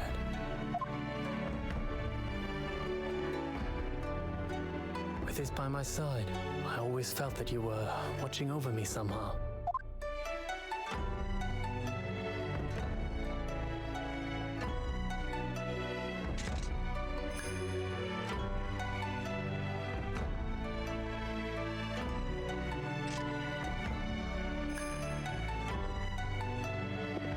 That doesn't feel right. I've made it. At last. That doesn't feel right that he has Karuma back. That doesn't feel right. I don't like that. That feels really icky. And something feels very off about Cosmo right now. Like, don't get me wrong, they got the good music behind him, and they just stopped it. The moment he got Karuma back and went to see his father, they just stopped it. I don't like this. He does not have the hairband of justice and the wind behind him. Doesn't have the hairband of justice. It does It's not. very sad. It doesn't feel right. I don't like this. Is something bad gonna happen? Are you saying... Surely not. You mean you knew all this time? I'm looking at it, but I still can't believe it. This mass murderer is Kazuma's father.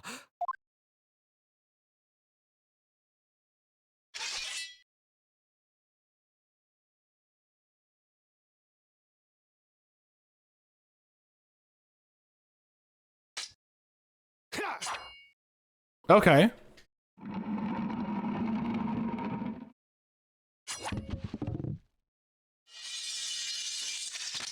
Fair.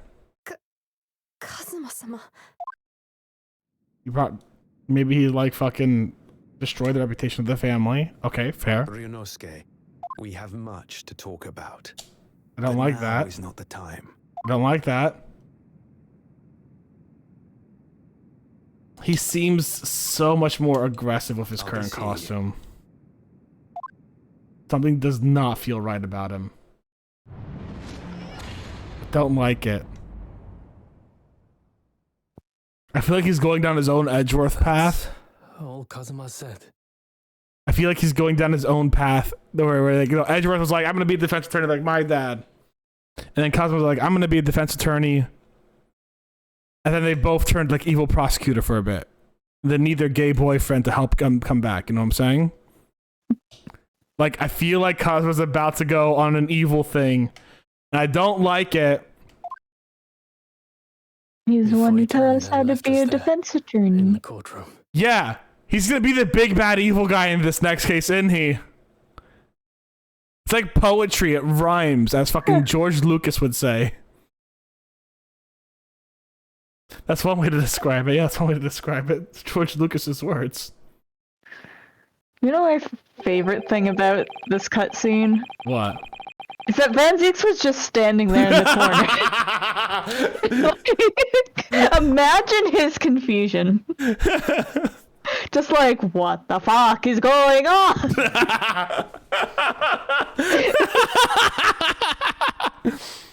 So, he's the living after image of the man who took my brother's life, is he? Yes, Kazuma Sogi, my best friend. 3 months ago when Lord Strongheart introduced us, I had an inkling there was something there. Some connection. Why did Lord Strongheart do that? Why did he make Kazuma Lord Van Ziek's apprentice after he was suffering amnesia too? The man was apprehended, even executed. But his legacy just won't die. That's the sad truth. Anyway, that's all I had to say. I thank you for meeting with me as I asked.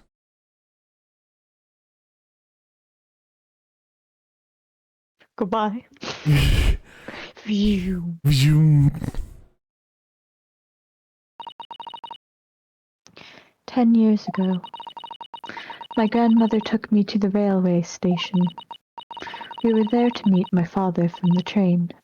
For me, it was the first time I'd ever seen him. Your father? Of course you saw the Sand. Oh, right, because he left at 16. Yeah, okay, yeah, that makes sense. All this tied up with painful memories for her, too. She's never talked about this with me before, though. Imagine a more confused guy is, the stronger the Romanian accent gets.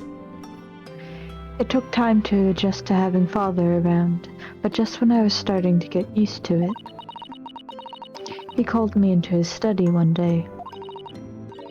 He told me that a great friend of his had passed away in London, and that the friend had left behind a son, a boy 7 years my senior. Father told me the boy had made a promise to his late father, so he was studying to become a defense lawyer. I wanted to help, so I studied to become a qualified judicial assistant. So your life was built upon a lie. Okay, I gotcha. As I'm sure you've worked out, that young man's name was Kazuma Asogi. So you see, that's how he and I met.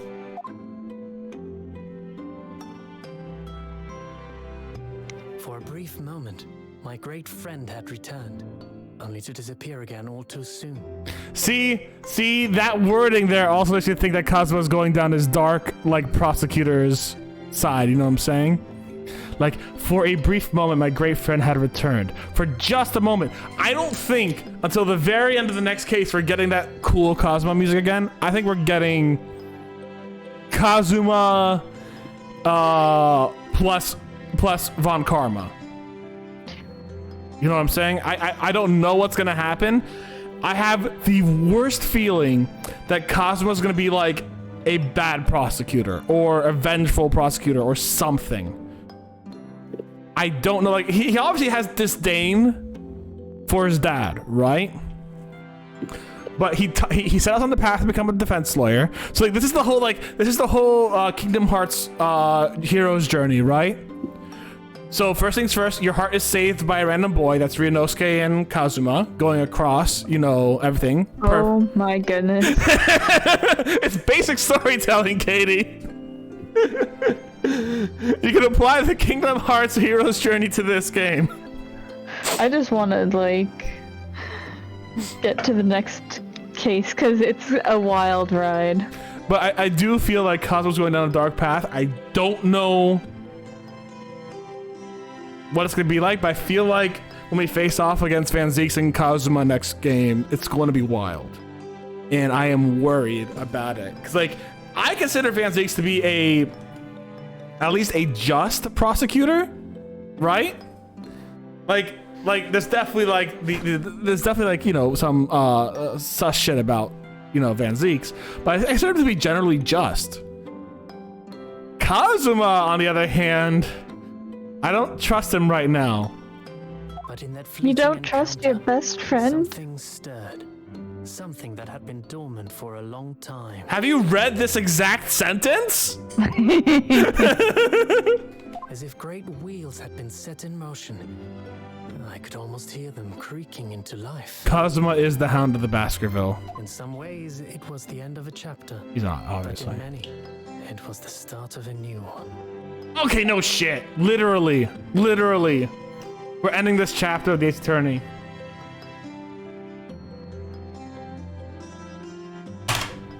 Fuck off, dude. I was checking to see exactly when something happened, and in this one walkthrough, it's like you have to go examine this spade immediately to get the achievement. I will kill you otherwise. I was like, okay. Twisted Karma and his last bow.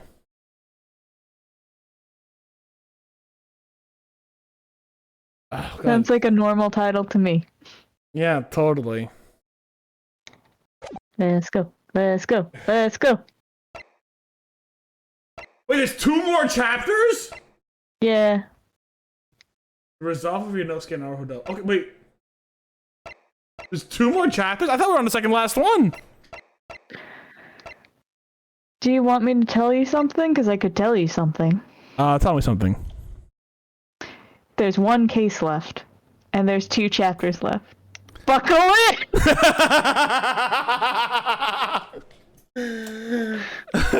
Okay, there's 1 case left with 2 chapters. Buckle in! It's gonna be a long one, y'all. That's 1 long fucking case. The entire first episode is just investigations. The entire second one is just the courtroom. I won't have to do the Dracula accent for another 6 weeks, guys. Oh shit. Oh shit. God damn. I forgot there's a whole thing before we get into the meat of it.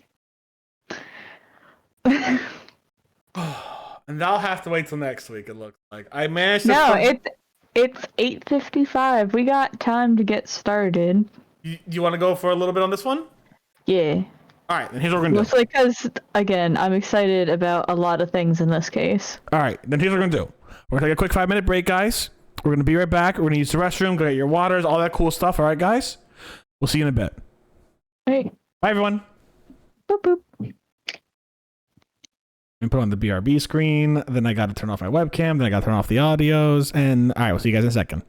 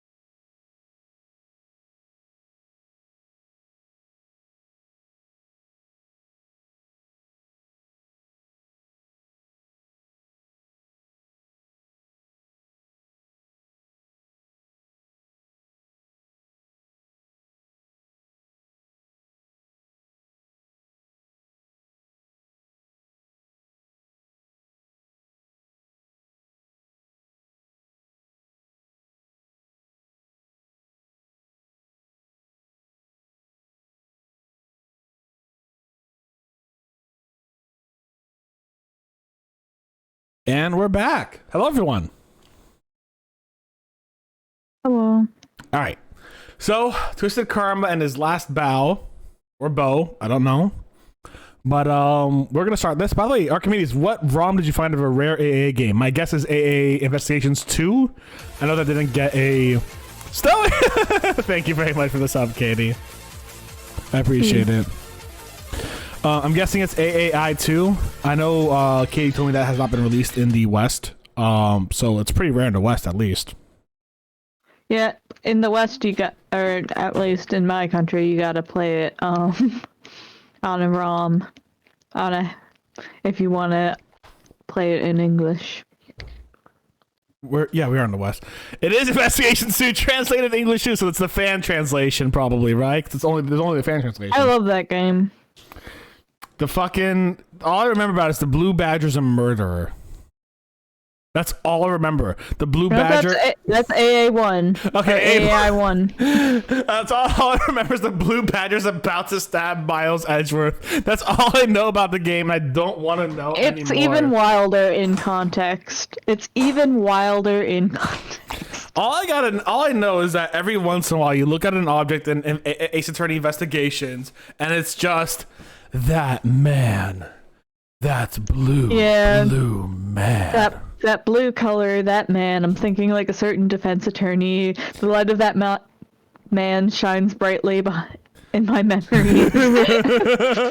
You know, normal things to say about your homie. Yeah, it's normal platonic things to say about your lovage. I mean...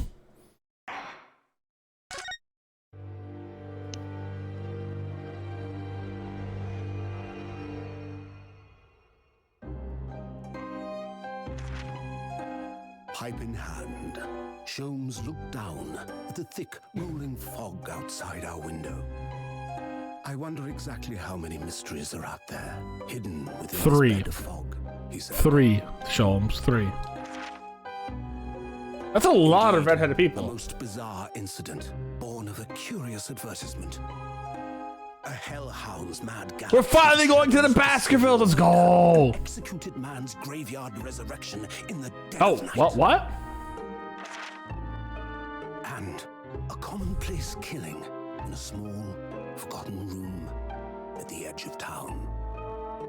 There is, naturally, always another side to every case, of which most remain ignorant.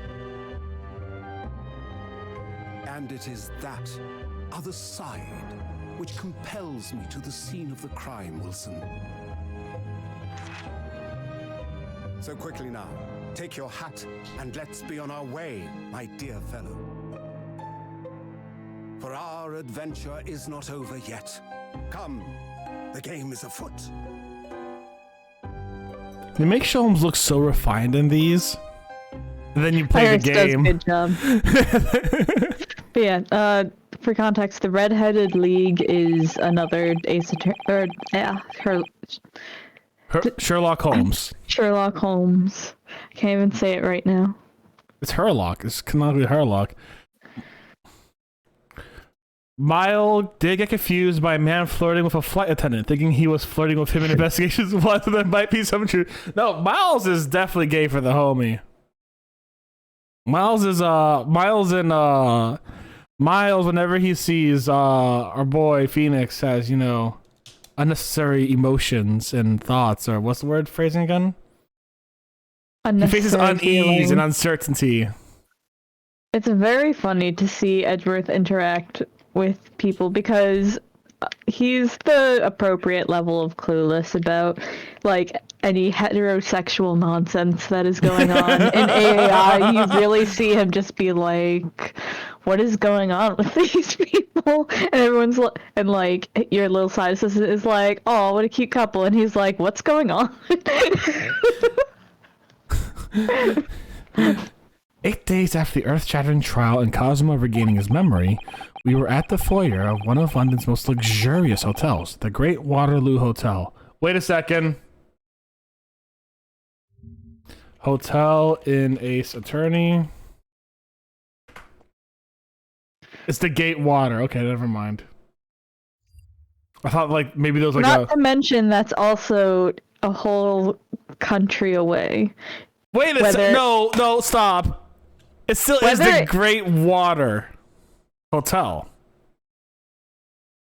It's just the Great Waterloo Hotel now. They named it the same thing as a reference. I'm not sure. Is the Great Waterloo Hotel a thing? And this shows how ignorant I am of everything. I mean, you wouldn't know a hotel in the UK. There is a hotel. There's a hotels in Waterloo, Ontario. It's talking about Waterloo. Go on. It's just like the Battle of Waterloo, So I'm like, I guess there's no hotel. London Waterloo Hotel in London. Listen. There was the Great Water Hotel, and now there's the Great Water. The 10 best Waterloo hotels, but I don't think that's like a nice one. I'm not sure. Waterloo Hotel is a historical hotel located on Waterloo Place in Edinburgh, Scotland. Anyways, I'm just saying the Great Waterloo and the Great Water Hotel. They're similar Watergate, enough. No, the Watergate Hotel, or the Great Water, or whatever it is referencing. You know what it's referencing. It's the Gateway. My brain cannot words. No, to be fair, you're right. I read great and I thought it was gates. I misread. Okay, I'm wrong. It just sounds similar. And my mind went to an unnecessary connection. I still think Strongheart is somehow like Gant and they're all going to betray us and try to murder us or something like that. Speaking of random connections. We were in the foyer, yada yada. Oh wow, this place is fancy. It's fancy. Am I gonna have to bring out my snobby voice?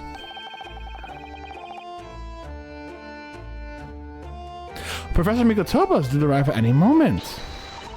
Yes, I'm so glad we got here in time. Susato-san hasn't been the same since what happened. Not that I'm surprised. The truth about Kazuma-sama's father. You suppose my father knew? That he was actually the mass murderer, the professor? You mean? That we're saying in public right now. I knew that's what she was thinking about.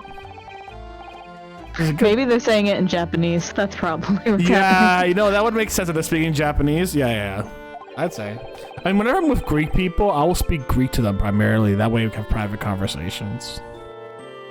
I mean, in my head, whenever she calls him Ryunosuke-san or Naruhodo-san, because I think she does sometimes slip between Mr. Naruhodo and Naruhodo-san. So that's true. Okay. I think, if I remember correctly. We'll just keep an eye out for it in the next two chapters. Yeah. They did come here to London 16 years ago, didn't they? Yes, that's true. Come to think of it, didn't you just say that the Professor Mikotoba knew about Kazuma going missing in Hong Kong as well? That's right, but for some reason he wasn't at liberty to talk to me about it. That probably means he knows then. About Kazuma showing up here in London with amnesia, that he's regained his memories now.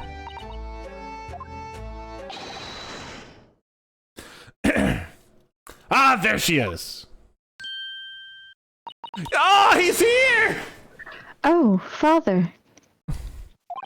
Look at how dapper they look. I know. Hello, Susato, how are you? I'm very well, thank you. We're delighted you've arrived safe and I can't sound. believe the judge is here too.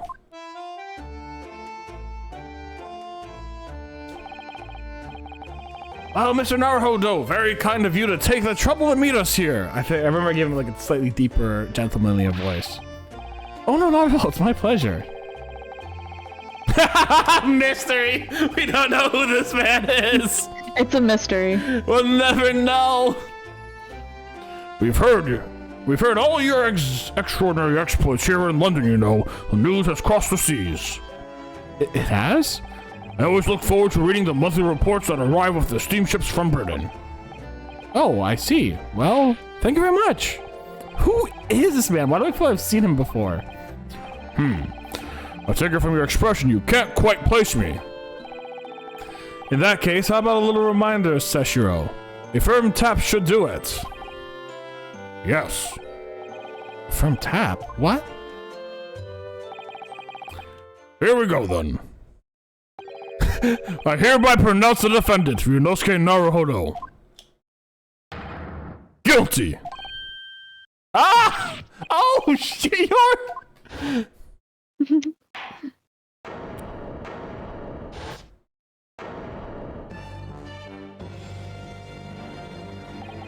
The court will now hear the trial of Ryunosuke Naruhodo.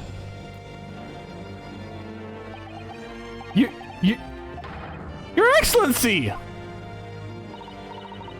Hello, Judge Jikoku. How are you? It's been a long time. Good, you remember now. That really did the trick. Guilty! Remember that time I almost sentenced you to death? I like carrying this hammer around with me because I feel very important with it. I mean, I would. Honestly, yeah, kind of the same. It's like having yeah, kind of the same. I want a gavel with me now. I want to walk around with a gavel. I'd put a string on it and like wear it around my wrist or put it in my purse. I'd put it as like a hip ornament, like on my belt. Ooh, nice. Yeah. Only I was declared not guilty, wasn't I? There's no laughing at the time. So, London again. Oh my god, he's the third one. That makes sense now. Oh shit. Alright. So, London again after all this time. Hard to believe it's been 10 years. To be honest, I never thought I'd be back. Neither did I. I didn't imagine Japan would ever be invited to an international symposium like this. Though really I doubt anyone did. To be honest. It's all thanks to you, isn't it, Seshiro? What are you talking about, Eugen? Of course, Judge Jinchoku. He must complete the set. He's the other man who 16 years ago came to London with Kazuma's father and Professor Mikotoba. They're both of them professors, aren't they? Wink! He's the third visiting professor. Scholar. Well, all those passport checks and luggage searches at the border took rather a long time.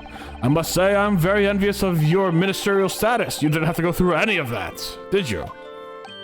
Ha! I knew you were jealous. Sorry, ministerial status? Yes, didn't you know? Seshiro here is also Japan's Minister of Foreign Affairs. It was his personal assistance that allowed you to take Kazuma's place here on the study tour. Guilty as charged! God, I love this man. He's such an idiot. He is so great. He's a himbo. He gives off loving himbo energies. He is the himbo we need in this game. That we just don't get enough of. Like, dad jokes and puns galore. Wow. Just destroying Sholmes, I see. Sholmes is a bit of a twunk. He doesn't have, listen. He's not nearly as built as Jikoku. What are you talking about? He's a twunk, half twink, half hunk. Jinchoku's a hunk. And that you need to be a hunk to be a himbo. I have a himbo extra. Give me 1 second. No, you make a good point.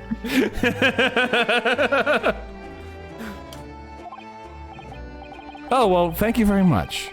He's really every bit as important as he looks. Oh, yes, now, Naruhodo.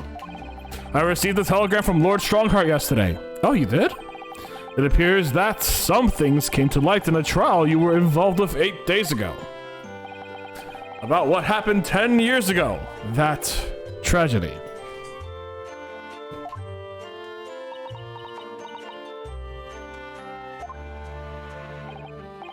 Yeah, could you tell us any more about it?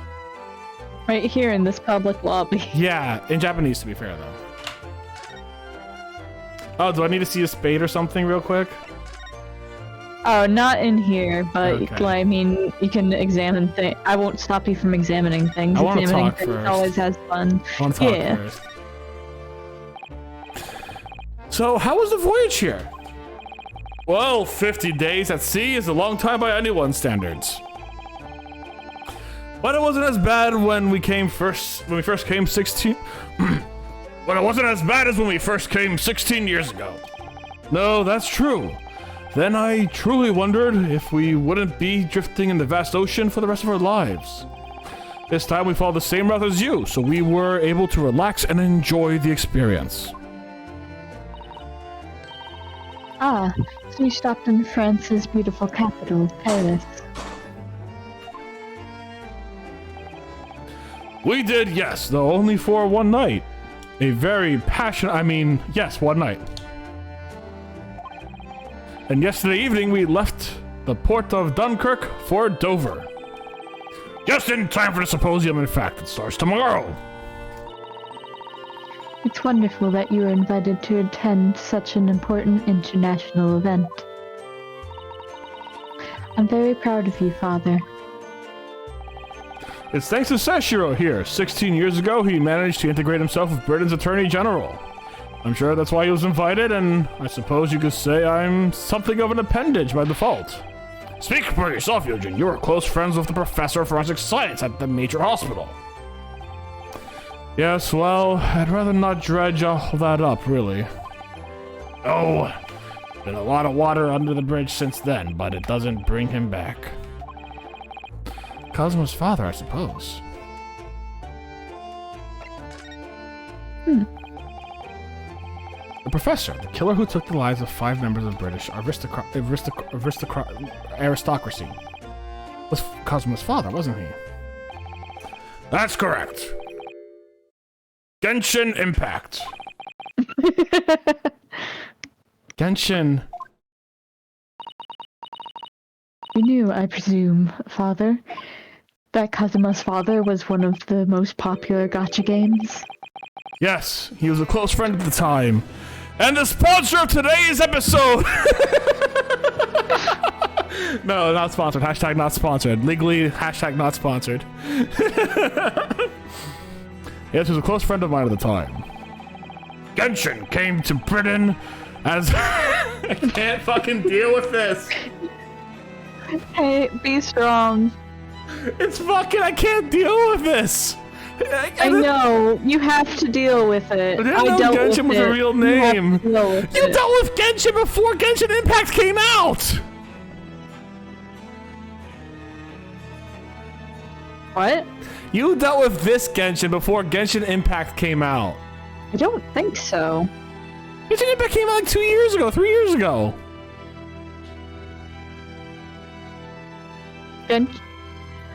Yeah, and this game came out when again? Like a decade ago. No, not that I played it.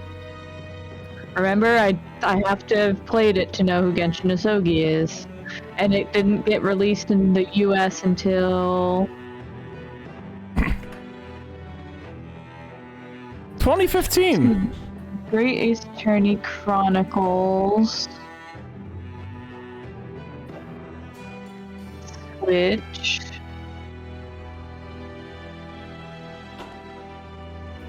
Sorry, my apologies. Nintendo 3DS, July 19th, 2015.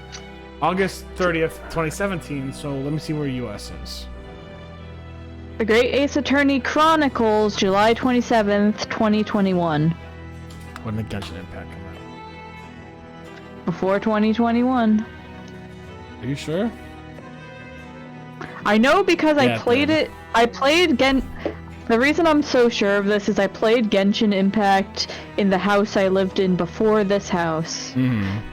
And I played this game in this house. So I knew for a fact that I had to deal with this Genshin after I knew the existence of Genshin Impact. Okay, fair enough, fair enough. You know what? Fair enough. My memory's not great, but of what I do remember, I do deduce. Genshin came to... Genshin came to Britain and stole all our money. all the money. All the money, the new gambling from the kids. So he was put to death. Genshin came to Britain with so many waifus and husbandos, he had to be put to death. Britain could not handle thick characters like Lisa at the time. Or Beidou. Or rock-hard daddies like Long Dong Zhang. You say, oh my goodness. Genshin came to Britain as a police detective. He was studying investigative techniques at Scotland Yard. Never understood what drove the man to commit such heinous acts. It was a closed trial, so the public never knew the truth. He was executed with little ado.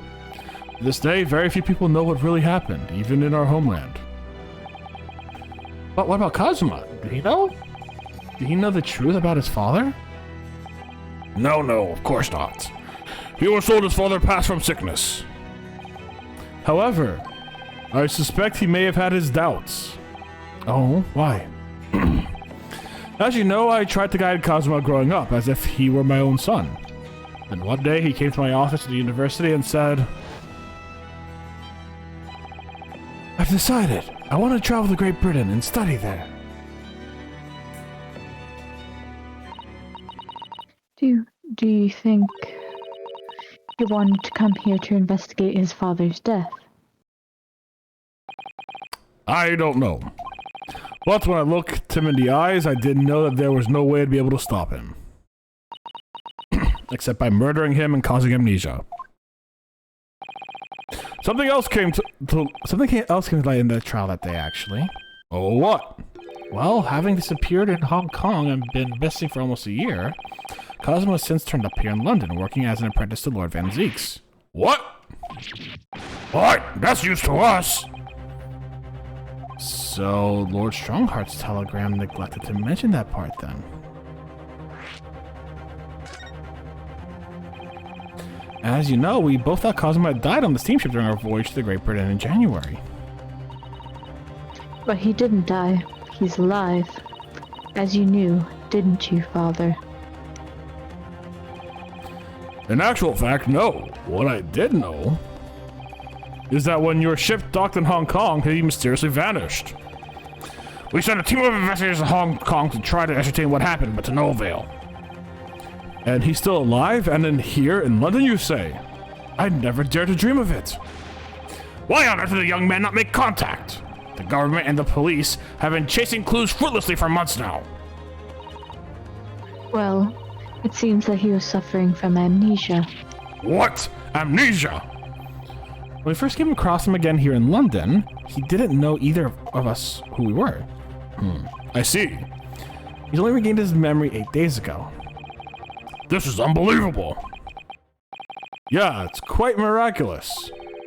I wonder why Lord Strongheart didn't let us know. I must speak with him urgently. I wonder how Cosmo's been these past few days. Would it be wrong of us to go and visit him?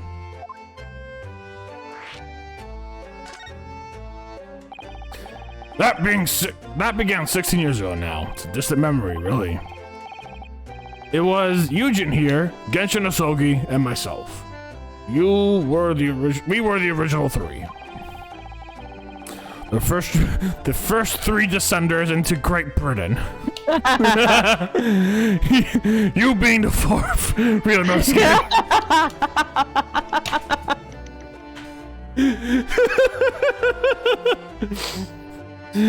I am the heavenly principles. Guilty!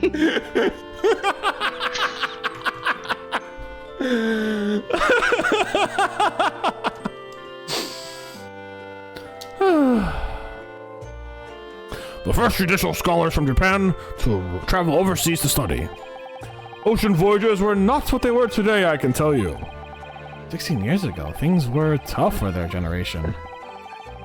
Your father was an exceptionally fine medical student at Yume University at the time, you know, young lady. Yes, grandmother told me. What happened to your mom? She dead? Yes. Oh. He went to do research at the Great London Hospital to study autopsy, practically unheard of in Japan. Yes, it was an eerie place, sandwiched between the back of the prison and the burial ground. No more talk of graves. Very often there was no one willing to deal with the bodies following autopsy work. So you see, autopsy labs have something of an unavoidable relationship with graveyards and prisons. Not my cup of tea at all. Do you remember when the Scottish... Do you remember that Scottish prison governor? Caden, his name was. He was a good man. Yes, but then, of course, in our 6th year here, everything changed that dreadful case. When Genshin was arrested for a series of the most gruesome murders. I simply couldn't believe it. I had known I simply couldn't believe the impact that was left by Genshin.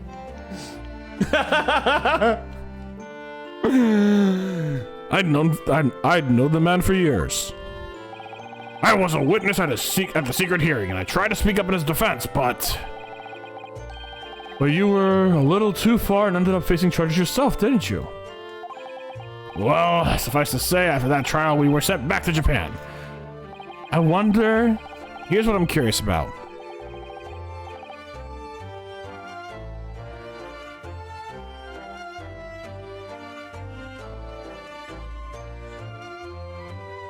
No, that's a stupid thought. That's a dumb thought. I'm not gonna say that. The dumb thought was, what if Genshin was framed? But... I'm doubting it. I was just like, what if he was framed from how, like, Ruji's talking about it, right? And, Mikoto was talking about, like, it feels like maybe there was a chance that Genshin was framed. But I'm doubting it now. I'm just like, that's just stupid. No. I mean, maybe because it's Ace Attorney, but, like, I'll put that in the back of my head, basically. It's Never like, too early to start thinking. yeah, I know, but, like, they're like, we wanted to save him, like, but if they were truly convinced Genshin was the murderer, they wouldn't have tried to save him. You know what I'm saying? Something is preventing them right now from saying that something is preventing them right now from saying that he's completely guilty because they wanted to save him. Anyways, there was nothing more we could do to save Genshin. He was a lost cause, sadly, wailing on all those waifus.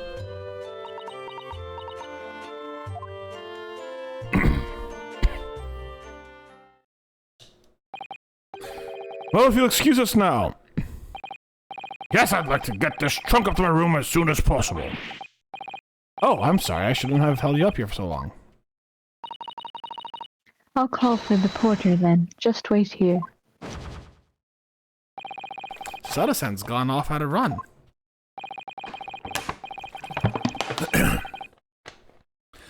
I'd like to stay and talk more, but I do have various preparations to make for tomorrow. Of course, it must be a big responsibility representing our entire country. I wish you the best of luck. I will murder you. I feel like he's gonna, like, threaten us vaguely. Naruhodo, I hope you'll keep an eye on Susato for me, or I will murder you. Keep looking after her as you obviously have been. Oh no, I mean, if anyone's looking after anyone, it's her looking after me. Well, I do appreciate you being there for her. After all, I've been a miserable father to her. I've thoroughly let her down. Sorry? What do you mean?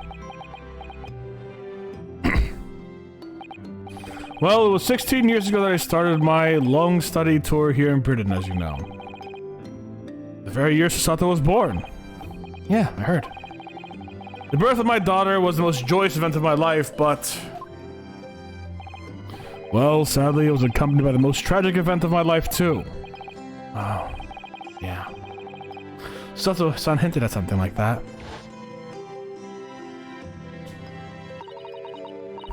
It was a rather turbulent time at home. Anyway, I won't bore you with the details. The point is, I became rather less dependable than befits a grown man. And it was then that Seishiro offered me the opportunity to study here in Britain. I was too worried about you to leave you behind. So perhaps I was a little heavy-handed when it came to the persuading you to accompany me to London.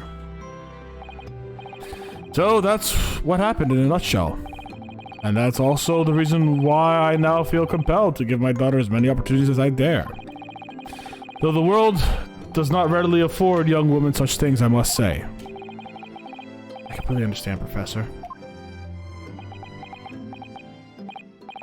Oh, one other thing, Naruhodo. If I may be so bold, I have a favor to ask you. Oh shit, okay. Oh really? Of course. What can I do for you?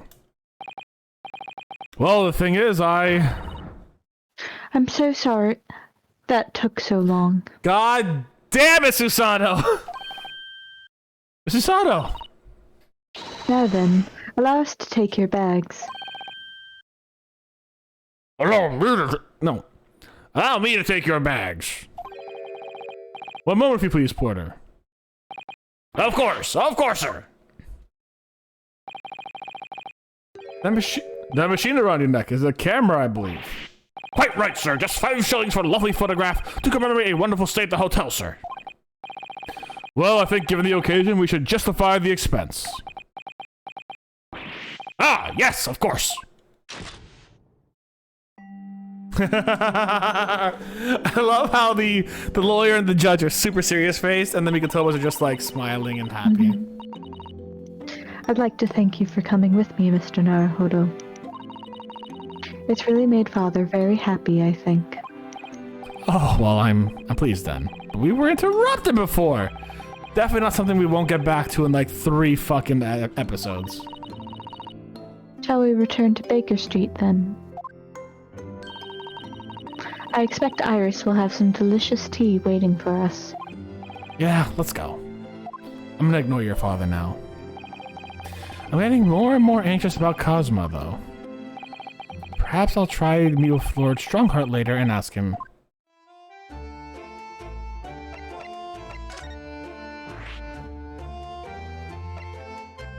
Define later.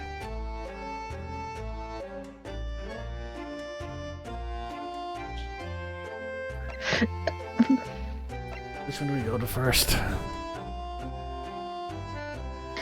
Do you feel like doing fun stuff first, or?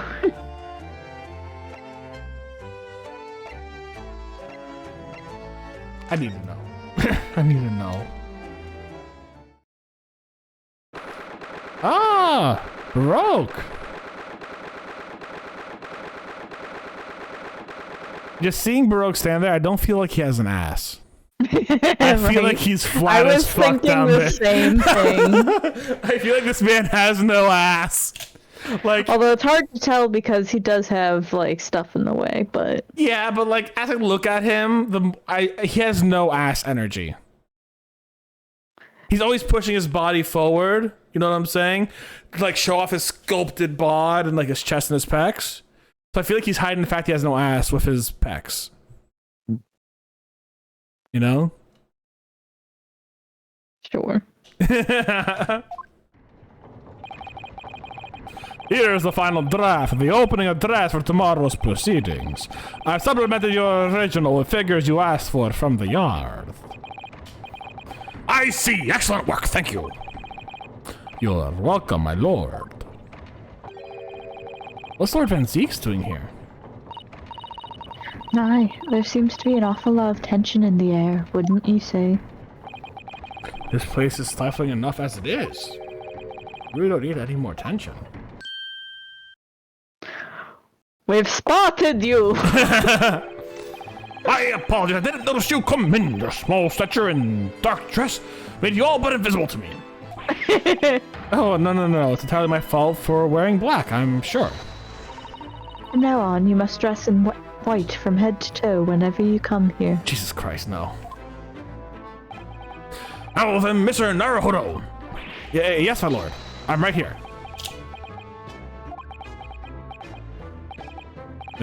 Kill me now. Is something wrong? Perhaps it's a little too hot in here for you. Oh, no, not at all. I mean, I've never experienced a room with such perfect temperature. If you're sure, the beads of sweat calibrating the way down your face seem to suggest otherwise. Because of the daggers you're staring at me with. Mainly. As you're no doubt aware, my International Forensic Science Symposium begins tomorrow. In fact, your father arrived in London earlier today, I hear, madame. Oh, yes, that's right, my lord. He's extremely honored to have been invited. I thought he was about to say, like, oh yeah, I also invited your dad, Ryunosuke, by the way, just for fun. I was really confused. I'm just like, wait. Yeah. Does he even have a dad? We haven't confirmed that. Much like Phoenix, it's a mystery. I'll leave the remaining preparations for the meeting room in your capable hands then, Lord Van Zieks. I will attend at once.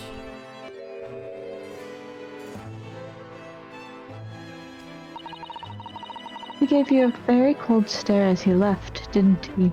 Just when he left? I know, but I haven't done anything, have I? These past few days, my feet have barely touched the ground, I must say. My dedicated right hand of many years was recently put out of action in spectacular fashion, And I still think you're sus as fuck, Strongheart.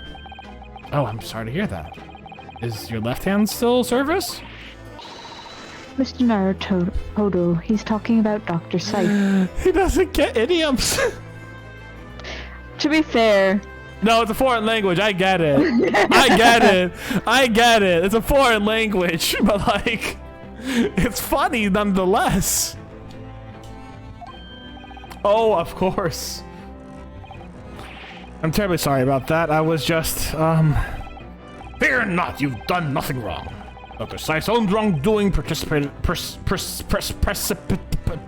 the situation. You didn't concern yourself with it any further, nor my pronunciation of that word. It'd be a lot easier to do if it weren't for the piercing stare you're giving me. Lord Van Zieks is doing an admirable job of holding up the fort. Though, disturbingly, his apprentice has been missing since yesterday. Oh, he's been murdered. No, I'm kidding. Missing? What's become of Kazuma-sama now? has he died again? Has he died again?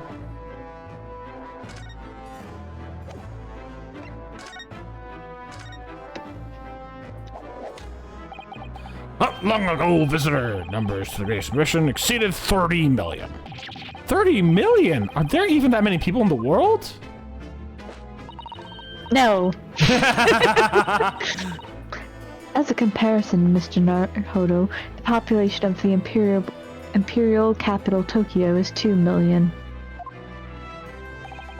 I will be opening the International Forensic Science Symposium in the exhibit's main auditorium. This event has been 2 years in the making. 2 years of preparation and negotiation with other countries. Sounds like a tremendous achievement. Congratulations. Today's session will see the wholesale adoption of forensics investigation techniques. And cooperation between policing organizations around the globe will be essential. Which is why this landmark first symposium will be hosted here in the heart of our great empire, Britain. In order that Scotland Yard can become the leading investigation organization in the New World.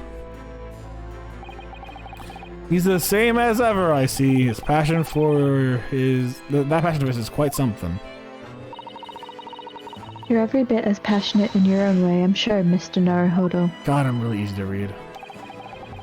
I'm the only person in this country who truly cares about the future that embraces forensic science. With my intention to become Her Majesty's Attorney General and reform the Yard from the ground up. So, the disgrace of the forensic investigation team has been a bitter blow to my ambitions.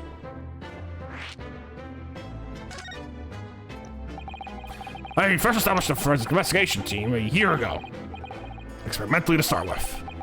With Dr. Scythe at the helm, it was steadily accruing in the impressive record of achievement.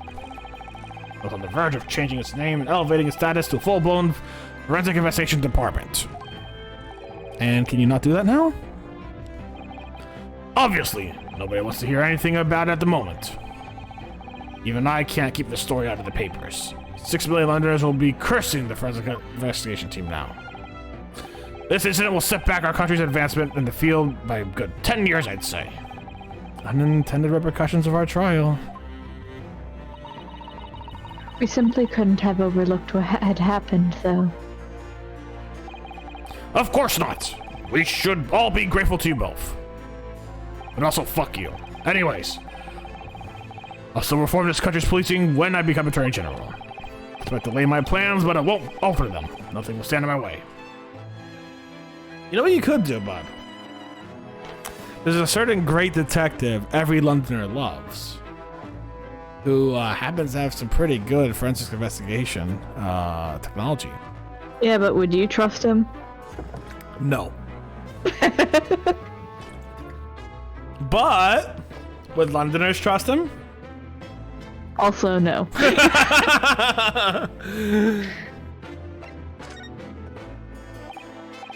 About Lord Van Zeke's apprentice. Yes, that came as a surprise to me, I must say. That you and he are old friends. How did he become an apprentice of Lord Van Zeke's in the first place? It came about 3 months ago. An unidentified Asian man was apprehended by the border police. They found him hiding aboard a large goods vessel. Oh my. So he stowed away to get here. He had no papers to identify him, no passport, and he was suffering from amnesia too. Other than the fact that he was clearly of Eastern descent, there were no clues to who he was. So I decided to assign him to Lord Van Zeke's for shits and giggles. Why not? But then, why the mask? I didn't want to burden Lord Van Zeke's with the tiresome explanations about why he had an Eastern apprentice. You know he's famously racist.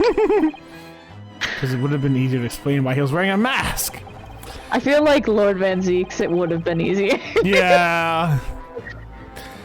He's proving to be a great help to Lord Van Zeke's. I have high hopes for his future. By the way, do you know where he's gone? No idea, but I believe he's left London for the time being. Oh. He'll come back and screw us over somehow. I think he also didn't know. The man's father was one of our country's most infamous criminals, I mean. Genshin Asogi.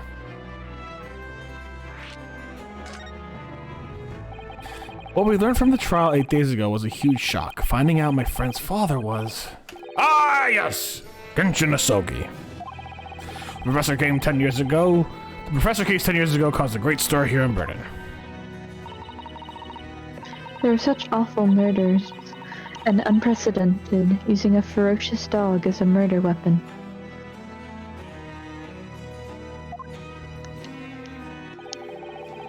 And no one would have believed the culprit was a foreign student invited to study here by the government.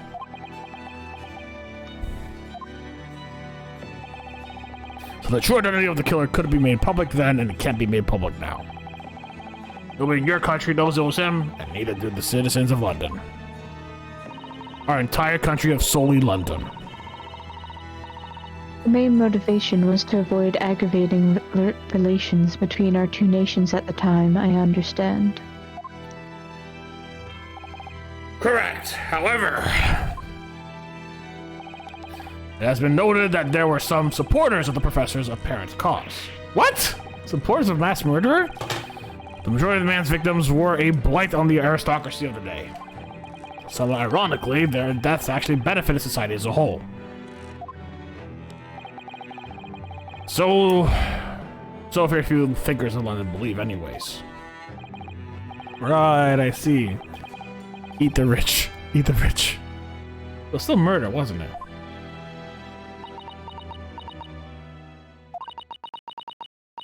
It seems very similar, doesn't it? To the idea of the Reaper of the Bailey. It does. That's what's bothering me now, actually. It's like, hold on, time out. Because here's the thing, right?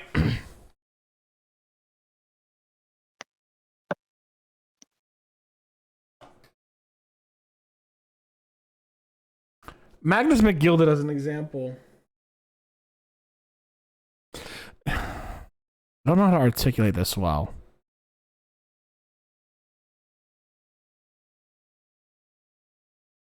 I don't know how to articulate this well. But Stew on it. Think about it.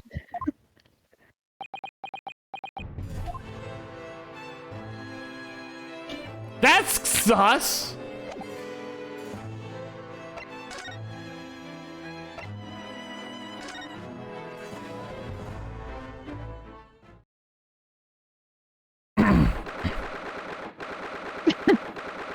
I forgot. What? Nothing. No, what'd you forget? Look at the coffee table. We have his mask. Okay, great.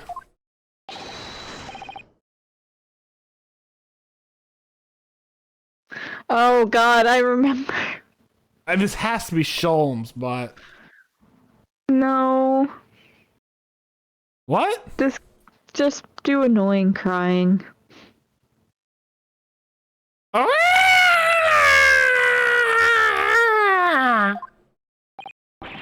What was that?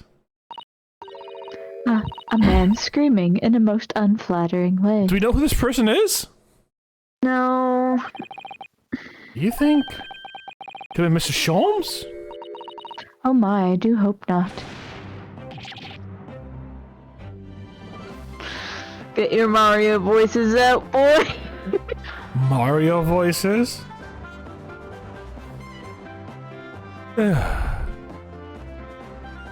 I don't do. Oh no! I don't do it anymore! Mon ami, substitute the grace of the display, huh? Okay, I mean, I know it's like, no, Mon Ami is French and not like Italian, but like the "don't do it" just always screamed of Mario to me. Yeah, and now it's fucking in my head now, so I can't do. I think one of them, no, because I think one of them is just do one French and one Italian. Chocolate bleu, I speak the French, yeah? Oh no! Oh no. Who are these people? Look at their hair, it's bright red. I think they must be clients of Mr. Sholmes. Right, you two, you're coming with me now, down to the clink. Let's get the Mario voice back. No, not in prison. It is dark and damp and I don't like it. Oh, Bob the darkness is my friend. I am not scared. I am the Batman. Ooh, but you're always scared of the dark. Shut your mouth, you idiot. I will sit in the dark and plan our next daring heist. Did you just say that you were okay. You get the Mario voice back. Okay. Ooh, I don't like this. I don't like it.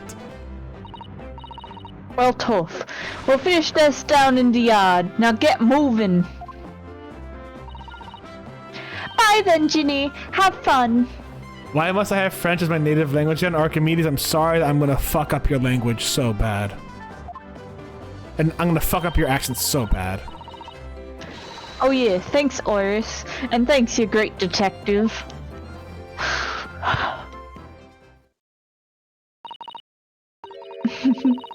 Gina makes a fine detective herself, doesn't she? Oh, Susie and Bruno. Hello, Iris, we're home.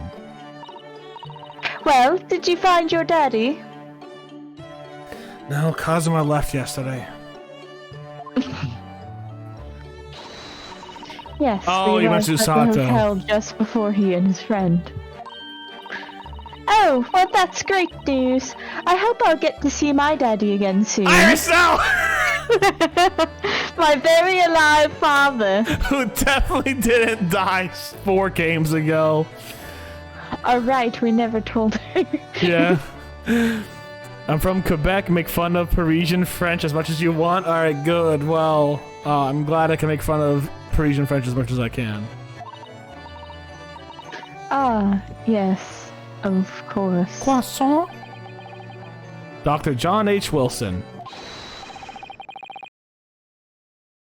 So, Iris, all that remains now is that greatest of problems known to man.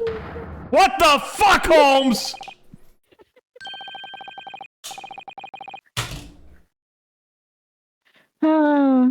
I was like, I can't wait, I can't wait, I can't wait. Why? Let me see the court record. Is he read in the court record? Damn shame.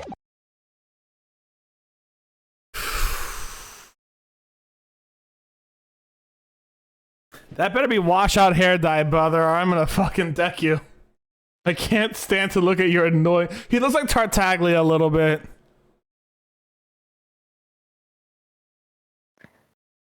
Different kind of redhead. But the problem is he's reminding you of Tartaglia with his fuckboy stance. And in fact, he's a redhead. God. Stop. This is just Genshin Impact, I knew it! Oh my goodness, he's not Genshin Impact. This is Herlock Shlomes. This is Herlock Shlomes. This is the Herlock Shlomes. Oh, God, you okay? Yeah, hiccup got me. This is Herlock Shlomes, the mockery of Sherlock Holmes. Yes, this is 100% Herlock in Ace Attorney, the Great Ace Attorney. He is the actual character that's been through basically the entire fucking game. Better?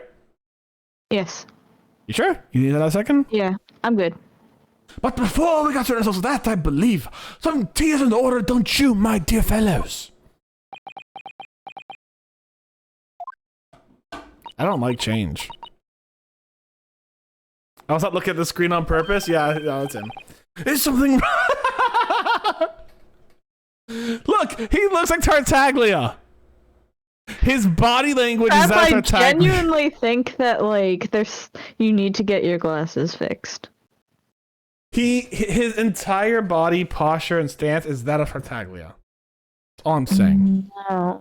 Yes. Like this. No. Yes. No. Yes. No. Yes. No. Yes. Incorrect. Correct. Entirely incorrect. I am not incorrect. I am correct. You are so far off the mark. I nailed it like a fucking hammer, baby. Someone else tell him he's wrong. Hey, let's just take a picture. I know I'm gonna see some. I'm gonna send this a picture to some Genshin experts. Give me a second. Yeah, sure. Send that to anyone who's played Genshin and be like, does this person look like Tartaglia? And they'll tell you no. I don't worry, I got it. You'll be in the same group I'm sending it to, actually. Give me a second.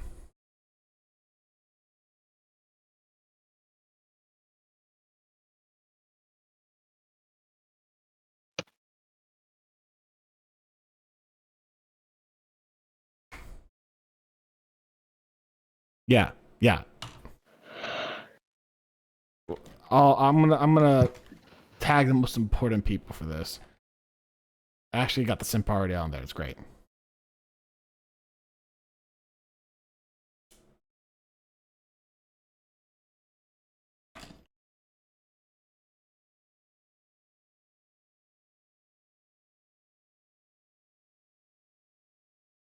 Well, you got an answer. He's hotter than Tartaglia. That's our first answer. And then it agreed that the stance is super Tartaglia. Let's go. Oh, I'm so good at this. I'm so good at this. Is something wrong, Mr. Naruto? Do I have a crumb or such like on my face? In a manner of speaking. It's on your head, though, I'd say. Come along then, everyone. I've brewed a lovely special blend. Time for tea. Cheerio. Whatever is going on here today. In that case, let us sit and drink. Why, in fact, I'm expecting a guest later today. Oh.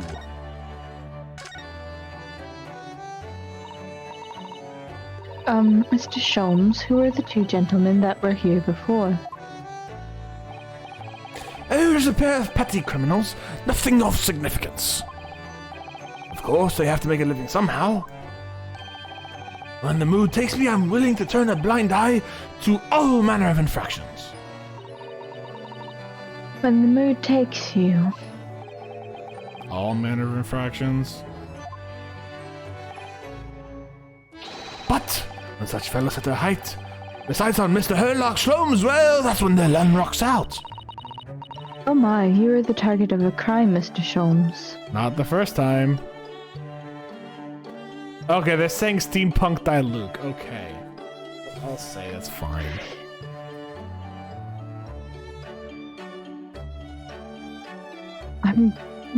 That one is at least better. But if a person can be either child or Diluc, I think that implies that there's no strong resemblance to either of them in truth. But they're basically twins.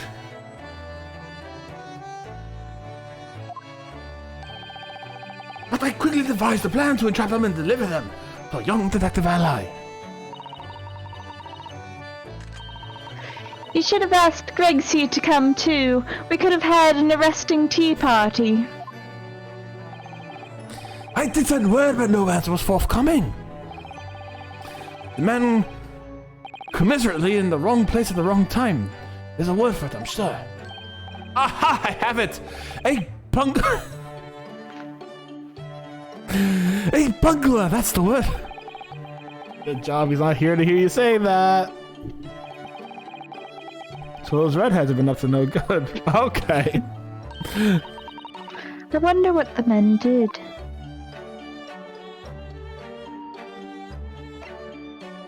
The greatest problem. You!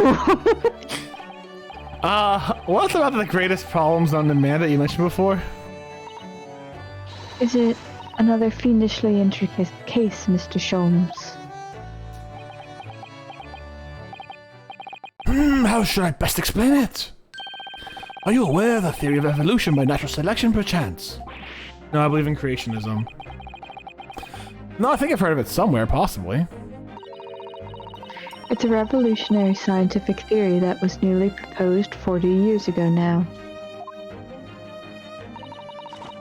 According to its author, Mr. Darwin, we humans were once apes who lived in the treetops. That's not how evolution works. That's not how Darwin explained it. Hold on, when did the theory of evolution come out? When did the theory...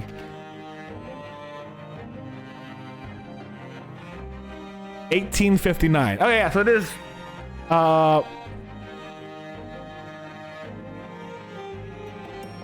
Yeah, so 1859 it came out, so yeah, they're saying like, it's 1900, yeah, okay, so they're keeping solid with their timeline at least, which I find to be, very good. Yeah, they're roughly... There's some things that don't quite fit, but Ace Attorney's always been like that. Yeah, fair enough. Fair enough. Always been very alternative history. What with court systems that only take, you have to have 3 days to solve the trial or else. And Japanifornia? Well, Japanifornia is more a localization issue, but... I'll give you 7 out of 10 on the French impression. Oh, thank you. That's... Schultz is in French right now! Schultz is in French right now! This is like bad English! Like, I shouldn't be getting a French impression score on Schultz! Oh no! Okay. Wait, what are we? We are apes? Indeed, and from the very moment these apes descended upon the canopy to live as humans. It's been a lot under mercy with the greatest problem known to man. Our lot? What is this great problem, Mr. Sholmes? The problem is, I've had a British person tell me your Sholmes is actually really fantastic. I love it. That's not Elijah, by the way. This is another one. But fucking your rent. Why is it not obvious, my dear madame? The problem of rent. God, mood. To this day, I feel you. But did you not receive a rather large sum of money from Madame Duspel's only the other day? Pshaw, large sum.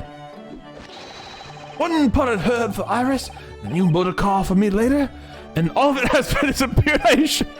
If you want a more French authentically, you can always go for a more nasally sound. Okay, not for this man, but for the other ones, yes. This man's supposed to be like bad English. So you're saying you bought a car and one potted plant for Iris. Oh my god. Honestly, Hurley, you know you squandered it. Yes, well, anyway, 2 days ago. I discovered the answer to the man's greatest problem, for the next coming month at least. And what's that answer? Why? There is a substantial clue before your very eyes. Don't tell me. Let me see. This is red hair. Humans are sorry creatures, unable to see what's in front of their noses. He even did his eyebrows. Let me give you some assistance. Don't look, but observe me closely. There's one particular feature about my person that has changed, and you should notice it in the end, I think.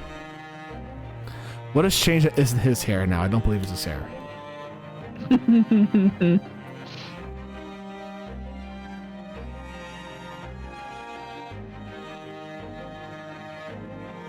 What has changed that isn't his hair? 'Cause I don't believe it's his hair anymore. Fuck, it has to be his hair. In the end. And stabbed me in both eyes from the very beginning of our conversation. I think we might need another clue before we uncover the full answer, Mr. Naruhodo. Are you sure about that? Thanks for the hint. I'll be tearing my hair out if this charade goes on much longer. No! You've done it again. Oh my god. Just skip everything here. The dramatic music. That's not what Darwin said either. They said they're common ancestors. Oh my god. Technically, a lemur is our closest related ancestor that we could think of.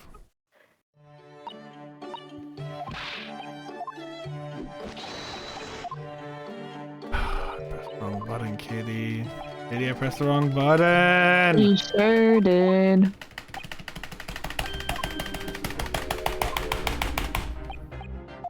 I'm not sure if you could hear that, but...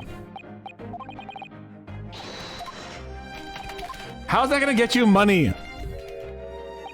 You need another clue to figure it out.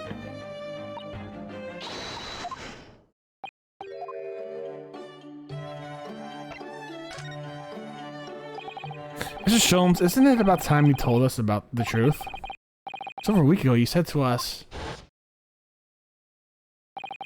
I will now tell you something of the first importance, my dear fellow. Great detectives are wont to lie. It will serve you well to remember that.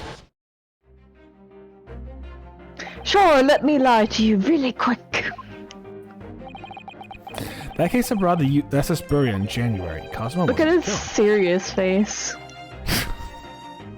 Yeah. You knew he wasn't dead at the time. So what was really going on? The fellow was unconscious for a very long time. If he hadn't regained conscious when he did, his life would have been in mortal peril. Of course, a side effect of prolonged comatose state was amnesia, as you now know. It was a simple enough task to silence the crew. But how? After they carried him out of the cabin, I assembled them in the lobby area. Then I made them swear to leave him unconscious and have him unlaid from the ship in Hong Kong as a murdered corpse. Why? Oh, how horrible. It was necessary to find some material from which to persuade the crewmen to keep their word, of course. But why? Why'd you do it in the first place? I will be at liberty to elaborate and do go. Fuck you! But for the time being, I would like to reassure you. I didn't foresee subsequent events. No shit! What events? His disappearance in Hong Kong. Oh, I believe I may have made a gross error of judgment. No shit. Mr. Sholmes. No shit.